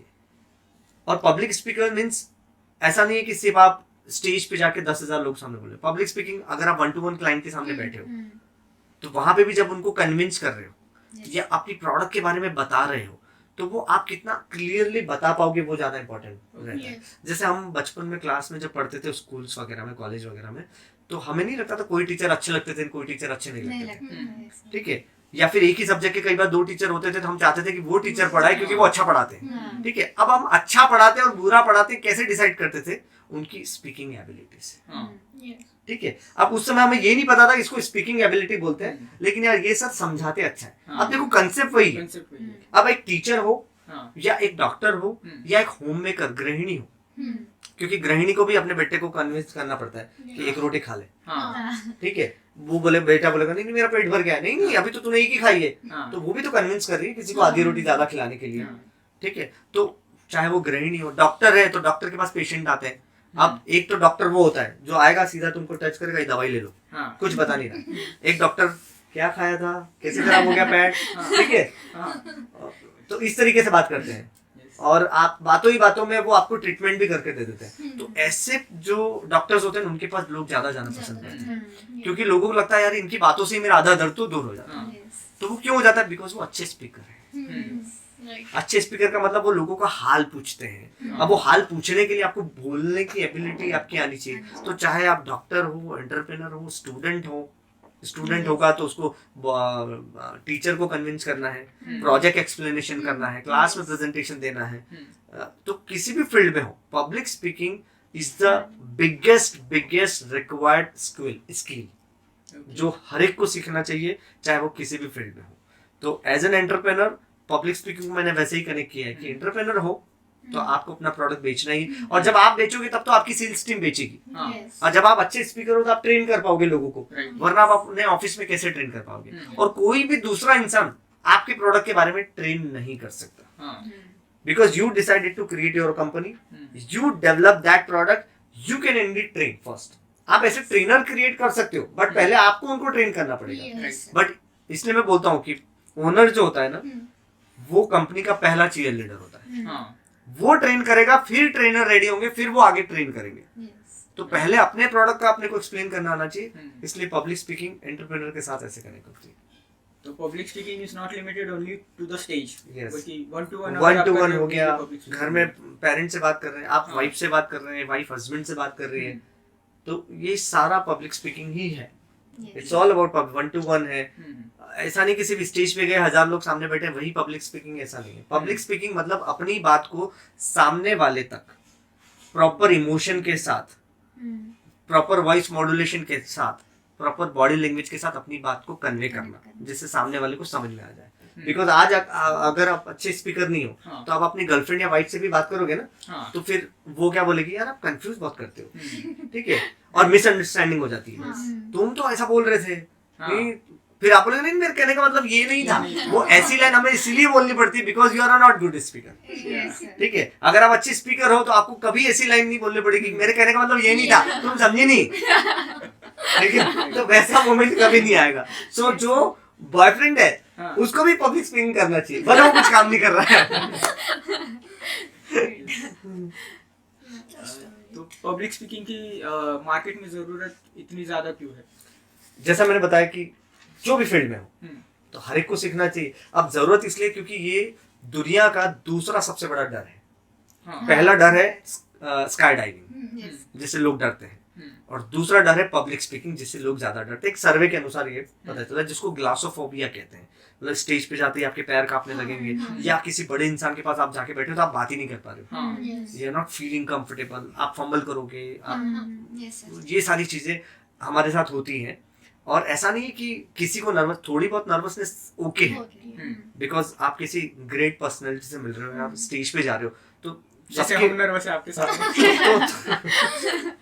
तो थोड़ी पेट में तितलियां सबके उड़ती है, ठीक है, बट अगर वो ज्यादा हो जाए और लड़खड़ा जाओ और आप अपना काम ही ना कर पाओ, हाँ, तो वो उनके लिए पब्लिक स्पीकिंग सीखना बहुत जरूरी है। ओके, और थोड़ी नर्वसनेस अच्छी है, hmm, because over excitement is always bad. yeah, Yes. कई लोग होता है ना, स्टेज पे जाने के बाद good morning, good morning, good morning, it's a bad way, Yes.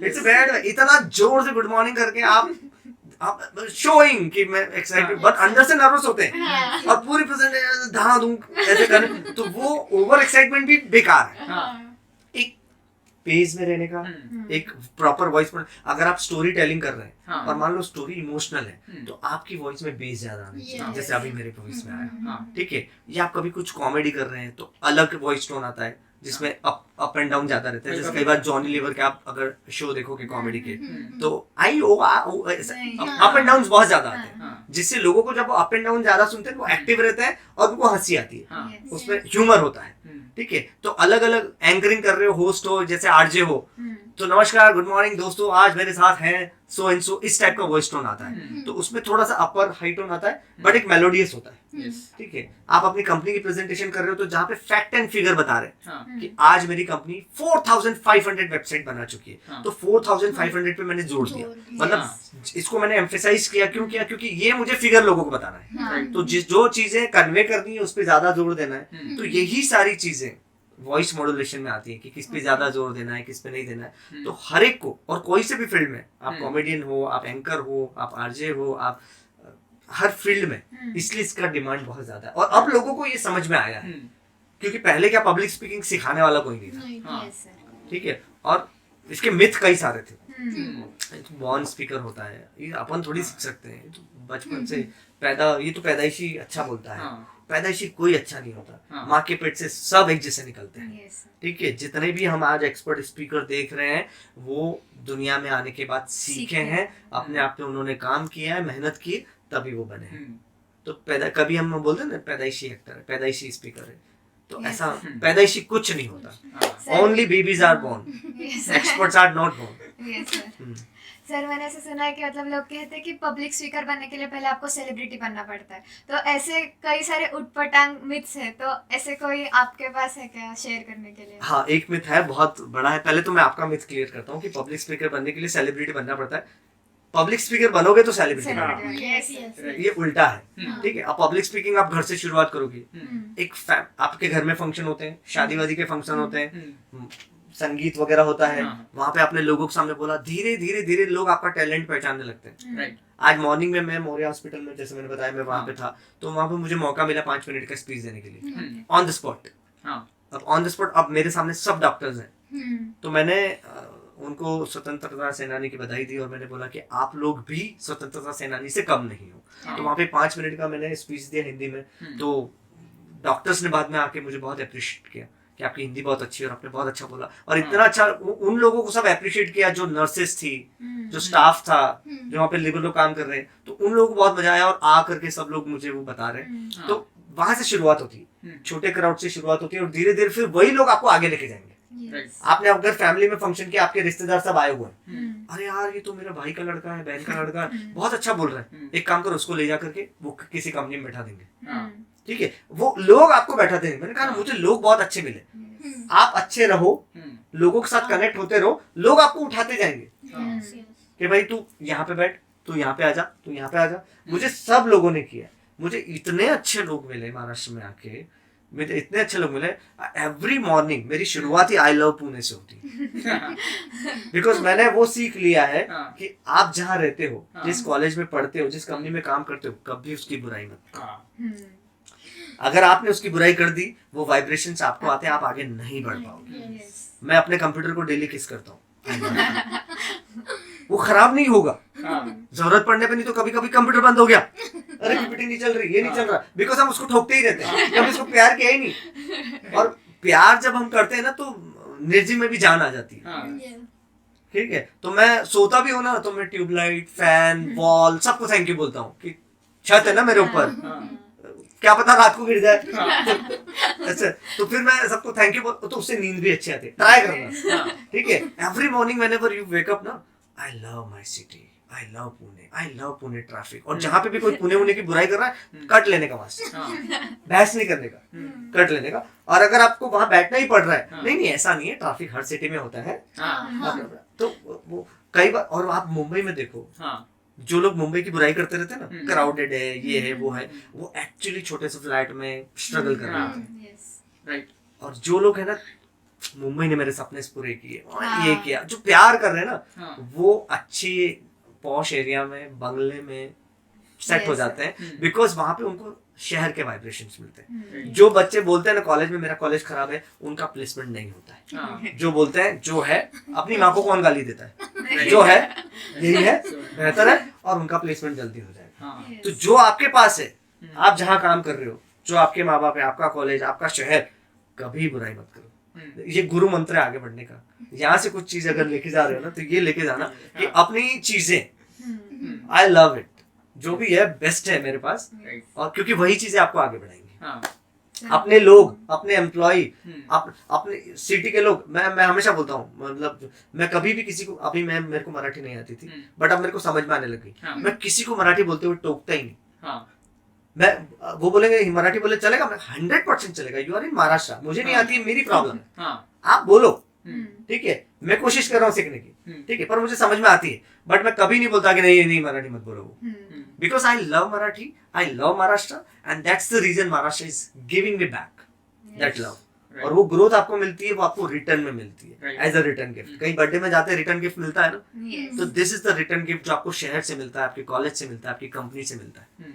तो ये गुरु मंत्र जरूर ध्यान में रखना।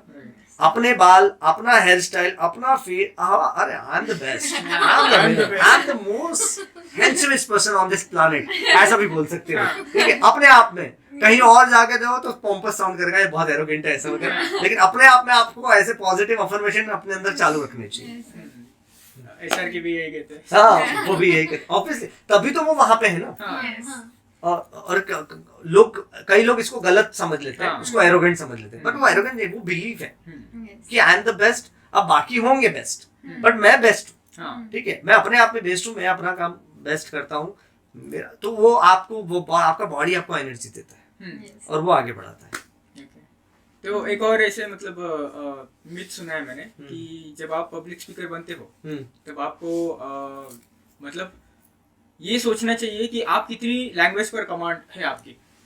तो, हाँ, कि जब आप हिंदी बोल रहे हो तो हिंदी आपको अच्छी आनी चाहिए, मराठी बोल रहे हो तो मराठी आपको अच्छी आनी चाहिए, ऐसे। ये बहुत बड़ा मिथ है लोग लैंग्वेज को लेकर के, कि इंग्लिश आना चाहिए। कई लोग बात करते हैं कि यार मेरे को इंग्लिश आती ना, तो मैं बहुत बड़ा स्पीकर होगा।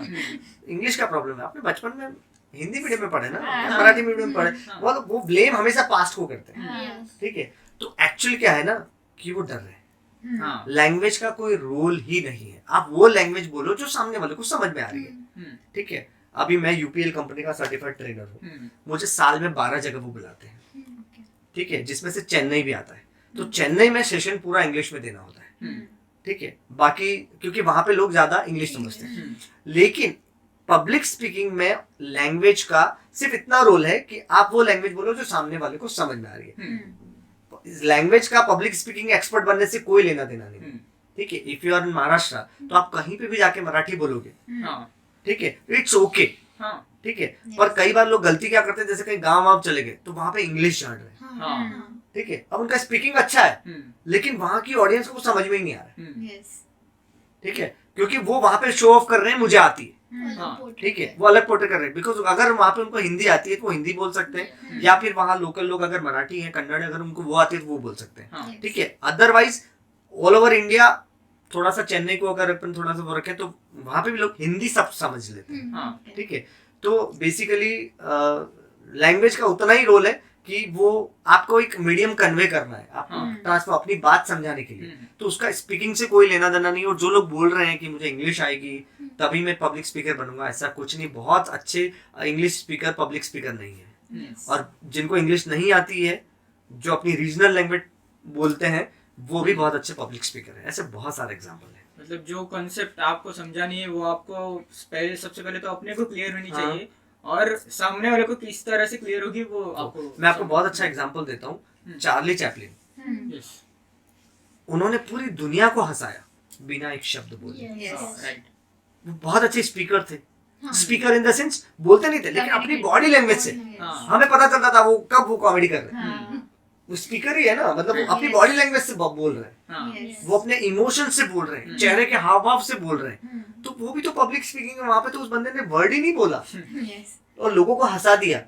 तो जब वो पब्लिक स्पीकिंग हो सकती है जहाँ पे आपको बोलना ही नहीं है, तो सोचो उसमें पब्लिक स्पीकिंग में, क्योंकि जो लैंग्वेज है ना उसका रोल तो सिर्फ 7% है, 55% तो आपका बॉडी लैंग्वेज है, 45% आपका वॉइस मॉड्यूलेशन है, और 7% आपका लैंग्वेज है जो आप लैंग्वेज बोल रहे हैं। बिकॉज अगर कहीं आप चेन्नई ऐसी जगह चले गए जहाँ पे लोगों को जो लैंग्वेज आती है वो आपको नहीं आती है, ठीक है, तो आप अपने नॉर्मल हिंदी बोलोगे लेकिन एक्सप्रेशन ऐसे दोगे जो उनको समझ में आ जाएगा कि आप क्या कहना चाह रहे हो। हॉलीवुड फिल्में इंडिया में नहीं देखते क्या लोग? वो लोग देखते जिनको इंग्लिश नहीं आती, स्टोरी समझ में आती है ना। क्यों समझ में आती? क्योंकि वो पोर्ट्रे बहुत अच्छे से की हुई है। क्योंकि स्टोरी में 3 ऐसा सेटअप, स्ट्रगल एंड सॉल्यूशन। अब हीरो जब गरीब दिखा रहे हैं तो फिल्म वाले बोलते नहीं ये हीरो गरीब है, वो झोपड़पट्टी दिखाएंगे, गांव दिखाएंगे, यहाँ पे रहता है, कपड़े उसने बेसिक से पहने हुए हैं, तो लोगों को समझ में आ जाता है गरीब है। तो दिस ऑल इज स्पीकिंग, आपके इमोशन, आपके हाव भाव, आपका बॉडी लैंग्वेज, आपका वॉइस मॉड्यूलेशन, ये सारी चीजें पब्लिक स्पीकर बनाती है, ना कि लैंग्वेज। पब्लिक स्पीकिंग सिखाने के बहुत अलग अलग ट्रेनर है, तो और हर एक ट्रेनर का अलग अलग तरीका होता है, तो इसके ऊपर आपकी क्या राय है? मैं कहता हूँ कि हर ट्रेनर अच्छा है। देखो, हर एक के पास अपना अपना अलग यूएसपी है, अपना एक्सपीरियंस है। वो पब्लिक स्पीकर बने हैं लोगों को, बिकॉज वो लोगों की मदद कर रहे हैं, ठीक है। हर एक ट्रेनर अच्छा है, और ट्रेनर को मैं बता रहा हूँ कि जैसे डॉक्टर को हम दर्जा देते हैं, उसी तरह से ट्रेनर को एक दर्जा, क्योंकि ट्रेनर जो है वो लोगों को ट्रेन कर रहे हैं। क्योंकि आज से कुछ साल पहले पब्लिक स्पीकिंग की कोई बात ही नहीं करता था, कि ये सीखना भी पड़ता है। क्या पढ़ते थे हम? फिजिक्स, केमिस्ट्री, मैथ, इंटीग्रेशन, कहाँ काम आ रहा है, ठीक है। प्रैक्टिकल लाइफ जो है पब्लिक स्पीकिंग हर जगह काम आती है। आप घर से बाहर निकलो काम आती है, घर के अंदर वो काम आती है, आप मॉर्निंग में उठे तब से काम आती है, ठीक है। तो अब इस लोगों को ये जो एक्स्ट्रा जो स्किल्स है ना, लोग अब सीरियस हुए इनके लिए कि हाँ यार, असली कमाई तो ये देते हैं, असली आगे तो ये स्किल्स बढ़ाती है। और उसके अब वो स्कूलों में नहीं सिखाई जाती है, कॉलेजेस में नहीं सिखाई जाती है। आप अगर यवतमाल चले जाओगे, यूएस जाओगे, तो वहाँ पे कॉलेजेस में आप सिलेबस में इंक्लूड किया है। बट इंडिया में अब ट्रेनर्स आए हैं जो एक्स्ट्रा अब स्किल्स ये सिखा रहे हैं। तो हर स्टूडेंट को सीखना चाहिए। और अब बिजनेस ओनर आज के पीछे क्यों है? क्योंकि वो इस एजुकेशन सिस्टम से आए जहाँ पे उन्होंने एकेडमिक पढ़ा है, सिर्फ ये सिखा ही नहीं। पढ़ाई बहुत अच्छी हुई है लेकिन ये नहीं सीखा, तो वहां पे कुछ वो लोग सीख नहीं पाते, इसलिए वो पीछे रह जाते। तो इस स्किल को सीरियस लेना बहुत ज्यादा जरूरी है और हर जगह सिखाई जानी चाहिए। हाँ सर, ये हमने स्कूल में भी एक्सपीरियंस किया है कि जो फर्स्ट बेंचर होता है वो सिर्फ नॉलेजेबल रहता है। हाँ। अगर उसको चांस मिला कि मुझे स्टेज पे जाके बोलना है, तो उसके जो बैक बेंचर्स होते हैं वो ज्यादा एक्सप्लोर करते हैं कि बाबा हाँ मुझे बोलना आता है। हाँ। तो ये एक डिफरेंस हो जाता है कि आप नॉलेज कितना गेन कर रहे हो और आप कितना बोल रहे हो। डेफिनेटली। तो हाँ, तो ये स्कूल एक्सपीरियंस भी बहुत रह चुके हैं हमारे कि आपको बोलना आना चाहिए। क्योंकि बैक बेंचर्स को हमेशा आगे खड़ा कर देते थे कि आगे आ जाओ, उल्लू बनो, ठीक है, और बैक बेंचर से ज्यादा क्वेश्चन पूछे जाते थे, Yes. ठीक है, कि तुम पढ़ रहे हो कि नहीं पढ़ रहे हो, हाँ। और उसी चक्कर में वो अच्छे स्पीकर बन जाते हैं, बन चुके हैं। ठीक है। अब उनके मार्क्स भले कम आते हैं, लेकिन लाइफ में वो आगे बढ़ जाते हैं। हाँ। तो जिनको उस क्लास में ज्यादा उठाया जाता है, ज्यादा बाहर निकाला जाता है, और वो है ना धीरे धीरे बेशर्म भी हो जाते हैं ना। अब एज अ पब्लिक स्पीकर आपको बेशर्म भी बनना पड़ता है, ठीक है। अब मैं कई बार एंकरिंग करता हूँ, स्टेज पे जाता हूँ, तो मैं बात करते करते मैं जूतों की लेस भी मान लेता हूँ। डांस किया भी, जस्ट अगर जूते चेंज करने हैं या बीच में ब्लेजर चेंज करना है, हाँ। तो कॉलर माइक लगा होता है, तो वहां से वो भी हो जाता है, लोगों को अपनी बात भी कन्वे हो रही है। तो ये कैसा होता है जब आप बेशर्म बनते हो, अगर आप एकदम प्रोफेशनल रहे तो आप बहुत नर्वस रहोगे, ऐसे बात करोगे, yes, ठीक है। लेकिन बैक बेंचर क्या, अरे मुझे तो कितनी बार क्लास से निकाला, मुझे क्या फर्क पड़ता है। तो फिर उसको फिर 10 स्टूडेंट के सामने 50 स्टूडेंट, धीरे धीरे फिर वहां पे उसका स्किल डेवलप होना शुरू होता है। तो और this जब is आप important. बेशर्म बनते हो तो मतलब ऑडियंस के साथ कनेक्ट हो जाते हो। ऑडियंस के साथ कनेक्ट हो जाते हो। अब बेशरम में वैसा भी नहीं बनना है कि आप बिल्कुल ही अलग आउट ऑफ द बॉक्स। बेशरम मतलब आपको आगे खड़ा कर दिया तो यू आर कूल कॉन्फिडेंट कि मैं अगर मेरे को सजा के लिए भी आगे खड़ा किया है, ऐसे भी खड़ा हूँ क्लास के सामने, तो मैं ऐसे जो करते थे बचपन में, हाँ, तो गिल्ट में नहीं जाना है, अरे मेरे को क्लास से बाहर निकाल दिया, अरे मेरे को ये कर दिया, मेरे को, और जो गिल्ट में चले गए, परेशान हो गए, डिप्रेशन में आ गए, वो उनकी लाइफ खत्म, ठीक है। अब वो वहां पे वो क्या, अरे आज मेरे को क्लास में, क्योंकि वो भले सजा के तौर पे खड़ा है, लेकिन वो खड़ा तो 50 स्टूडेंट के सामने खड़ा है, तो वो जब खड़ा है तब उसमें हिम्मत आ रही है कि स्टेज पे कैसे खड़े रहना है। तो दैट्स हाउ कि वो बैक बेंचेस जो है वो आगे बढ़ जाते हैं। सर और और ऐसे भी मानना है कि कोई सुनता ही नहीं, इसलिए मैं पब्लिक स्पीकिंग नहीं करता। ये क्योंकि वो कोई सुनेगा तब जब आपकी बात में वैल्यू हो, हाँ, ठीक है। अगर गौर गोपाल दास बोलेंगे तो मैं सुनूंगा, हाँ, ठीक है। और बोलने के लिए उस बंदे में देख, सी वो शाहरुख खान की लाइन है वहां पे, don't become a philosopher before you become rich. Rich in the sense पैसों से रिच नहीं, अपने Values थॉट से, से, अपने वैल्यू से अगर आप रिच बनते हो तो don't become philosopher before you become rich. मतलब अगर मुझे मुकेश अंबानी, अगर वीडियो देख रहा हूँ मैं, मुकेश अंबानी अगर बता रहे हैं कि कंपनी कैसे रन करना है, मैं ध्यान से सुनूंगा। लेकिन एक राह चलता जिसने कभी कंपनी रन नहीं की है, जो खुद भीख मांग के अपना गुजारा चल रहा है, वो मुझे बताएंगे कि कंपनी कैसे रन करना है, तो क्या हम सुन पाएंगे? नहीं सुन पाएंगे, बिकॉज आपको पहले वो वैल्यू क्रिएट करनी थी। लोग आपको तब सुनेंगे जब आपने वैल्यू क्रिएट करी, आपकी लाइफ से आप कुछ लोगों को दे रहे हैं, आपका एक्सपीरियंस बढ़ा है, आप थॉट से रिच हो गए, तो लोग आपको जरूर सुनेंगे। सर और एक रियल लाइफ एग्जांपल ये है कि मतलब अभी प्लेसमेंट के टाइम पे जिसके 9.5 ऐसे बहुत ज़्यादा पॉइंटर्स आते हैं, लेकिन जब इंटरव्यू राउंड होता है तब वो रिजेक्ट हो जाता है। और जिनका कम पॉइंटर रहता है लाइक 7.5 वो कैसे भी करके इंटरव्यू तक पहुंचते हैं, लेकिन उनको हाई पैकेज मिलता है क्योंकि वो क्लियरली अपना पॉइंट बता सकते हैं। आइडिया प्रेजेंट कर तो सकते वो भी मतलब बहुत मैटर करता है placement अगेन वो के time। स्पीकिंग ही मैटर करता है, क्योंकि Yes. इंटरव्यू होता है 10 से 15 मिनट का, हाँ, ठीक उसमें ही है। आपको आप judge किया एकेडमिक आपने 4 साल किया। 4 साल निकाल लिए, Yes. ठीक है। वो 15 मिनट में आपका क्या जज करेगा? हाँ, आपसे कोई इंटीग्रेशन तो नहीं करवाएंगे, नहीं। ठीक है। वहां पे वो आपका एक्सपीरियंस Body जानेंगे, language, आपने क्या सीखा है, आप इस जॉब के लिए क्यों सही हो। Yes. अगर आपने वो कन्विंस कर दिया हाँ, कि मैं इस जॉब के लिए क्यों सही हूँ हम्म, अपनी स्पीकिंग के माध्यम से, हाँ। तो डेफिनेटली यू आर सिलेक्टेड। फिर आपके वो मार्क्स तो देखते भी नहीं। Yes. I am hiring people, yes, मैं अपनी कंपनी में हायर करता हूँ, मैं परसेंटेज देखता भी नहीं, हाँ, ठीक है।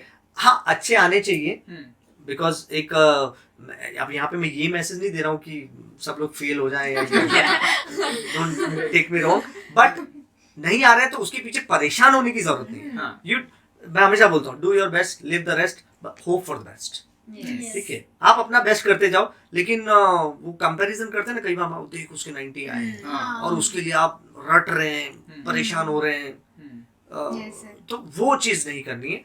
और अपना ये जो स्किल बना है, इंटरव्यू में क्या जज किया जाता है कि आप ये जॉब है इसको, क्योंकि कंपनी क्या देखेगी, ये मेरी कंपनी के लिए किस तरह से बेनिफिशियल है। हाँ, yes, उन्होंने कोई जगराता तो खोल नहीं रखा है, लंगर तो नहीं खोल रखा है कि किसी को भी आएंगे किसी को भी रखेंगे, ठीक है। वो देखेंगे कि यार ये बोलता अच्छा है, तो ये मेरी कंपनी के लिए काम का है, सब लोगों से अच्छे से बात करेगा, क्लाइंट से अच्छे से बात करेगा, Confident. सेल्स अच्छे लाएगा, कॉन्फिडेंट है, ऐसे लोग चाहिए।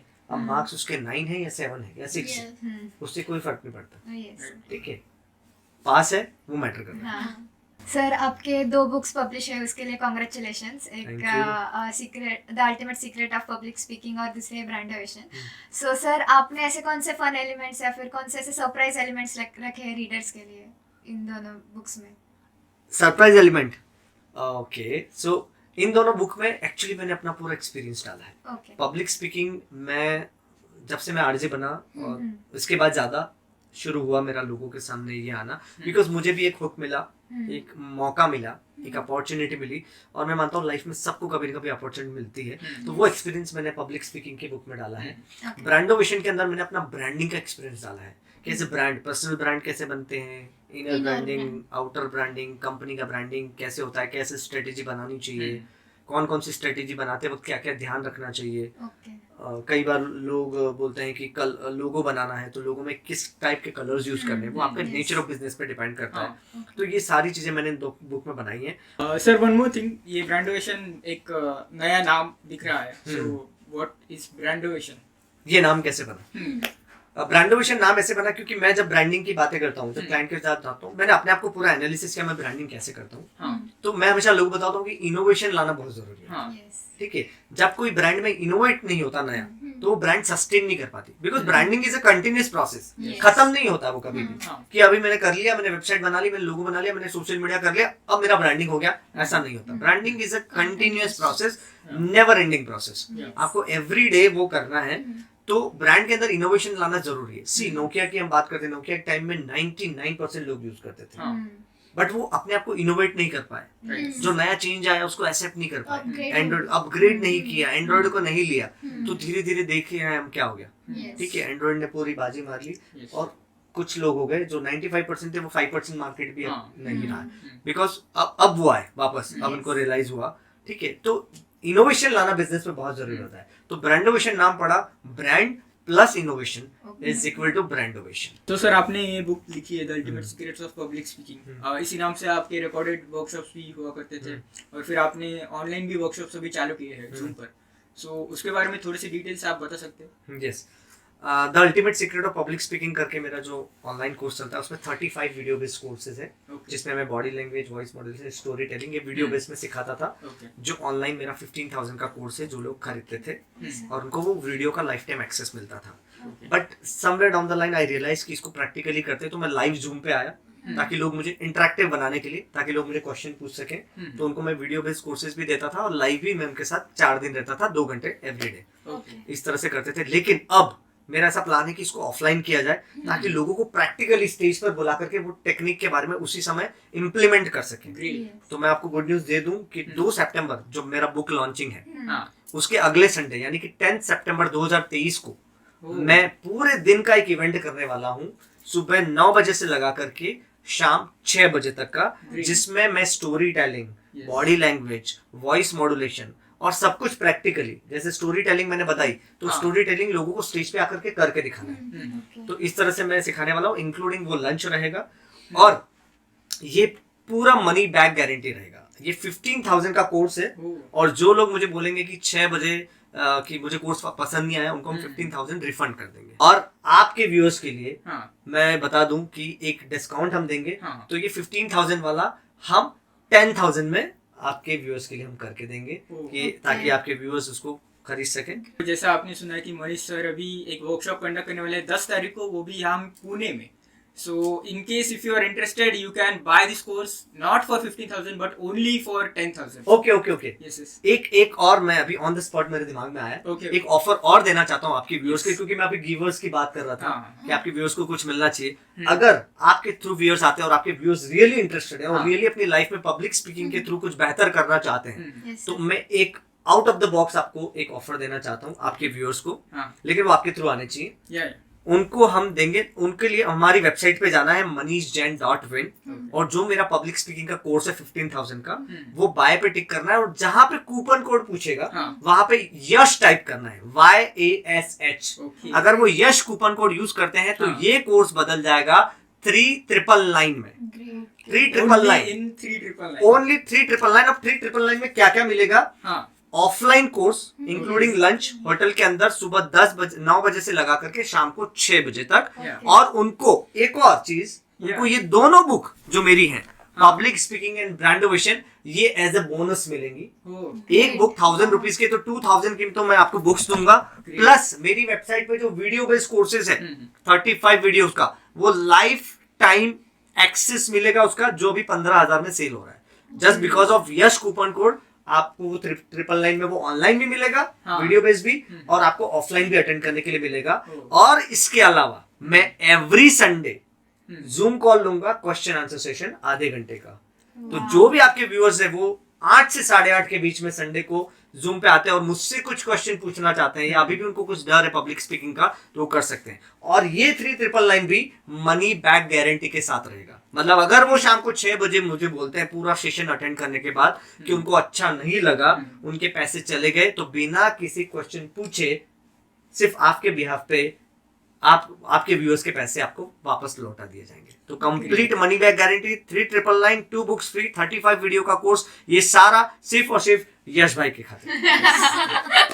सो thank you so much sir, आपने हमारे व्यूअर्स के लिए इतना कुछ किया है and I hope you are listening to this and आप जल्दी से बुक कर सकते हैं by visiting the site moneychain.with. See you guys and it was a very exciting podcast to और be with मैं you. आप तीनों का Thank you यश so भाई much, thank sir. You very much, Rutuja thank you so much, and Isha Yes, thank you sir. Very much, you being so wonderful. अच्छा लगा आप लोगों से बात करके, बहुत अच्छी टीम है आपकी। और मैं सबसे ये कहूंगा कि सब्सक्राइब करें, लाइक करें, कमेंट करें और ज्यादा से ज्यादा इस वीडियो को शेयर करें, क्योंकि यश भाई का चैनल जितना आगे पहुंचेगा, और मैं वादा करता हूं कि ये जो भी कंटेंट डालते हैं उसमें वैल्यू मिलती है, तो जितना आप शेयर करेंगे उतना आप नियमित बनेंगे किसी की लाइफ को बेहतर करने के लिए। तो आपने अभी भी अगर सब्सक्राइब नहीं किया है तो सब्सक्राइब कर दे और बेल का आइकन जरूर दबा दे, क्योंकि अगला पॉडकास्ट कैसे आएगा वो बेल का आइकन प्रेस करने के बाद ही आपको पता चलेगा।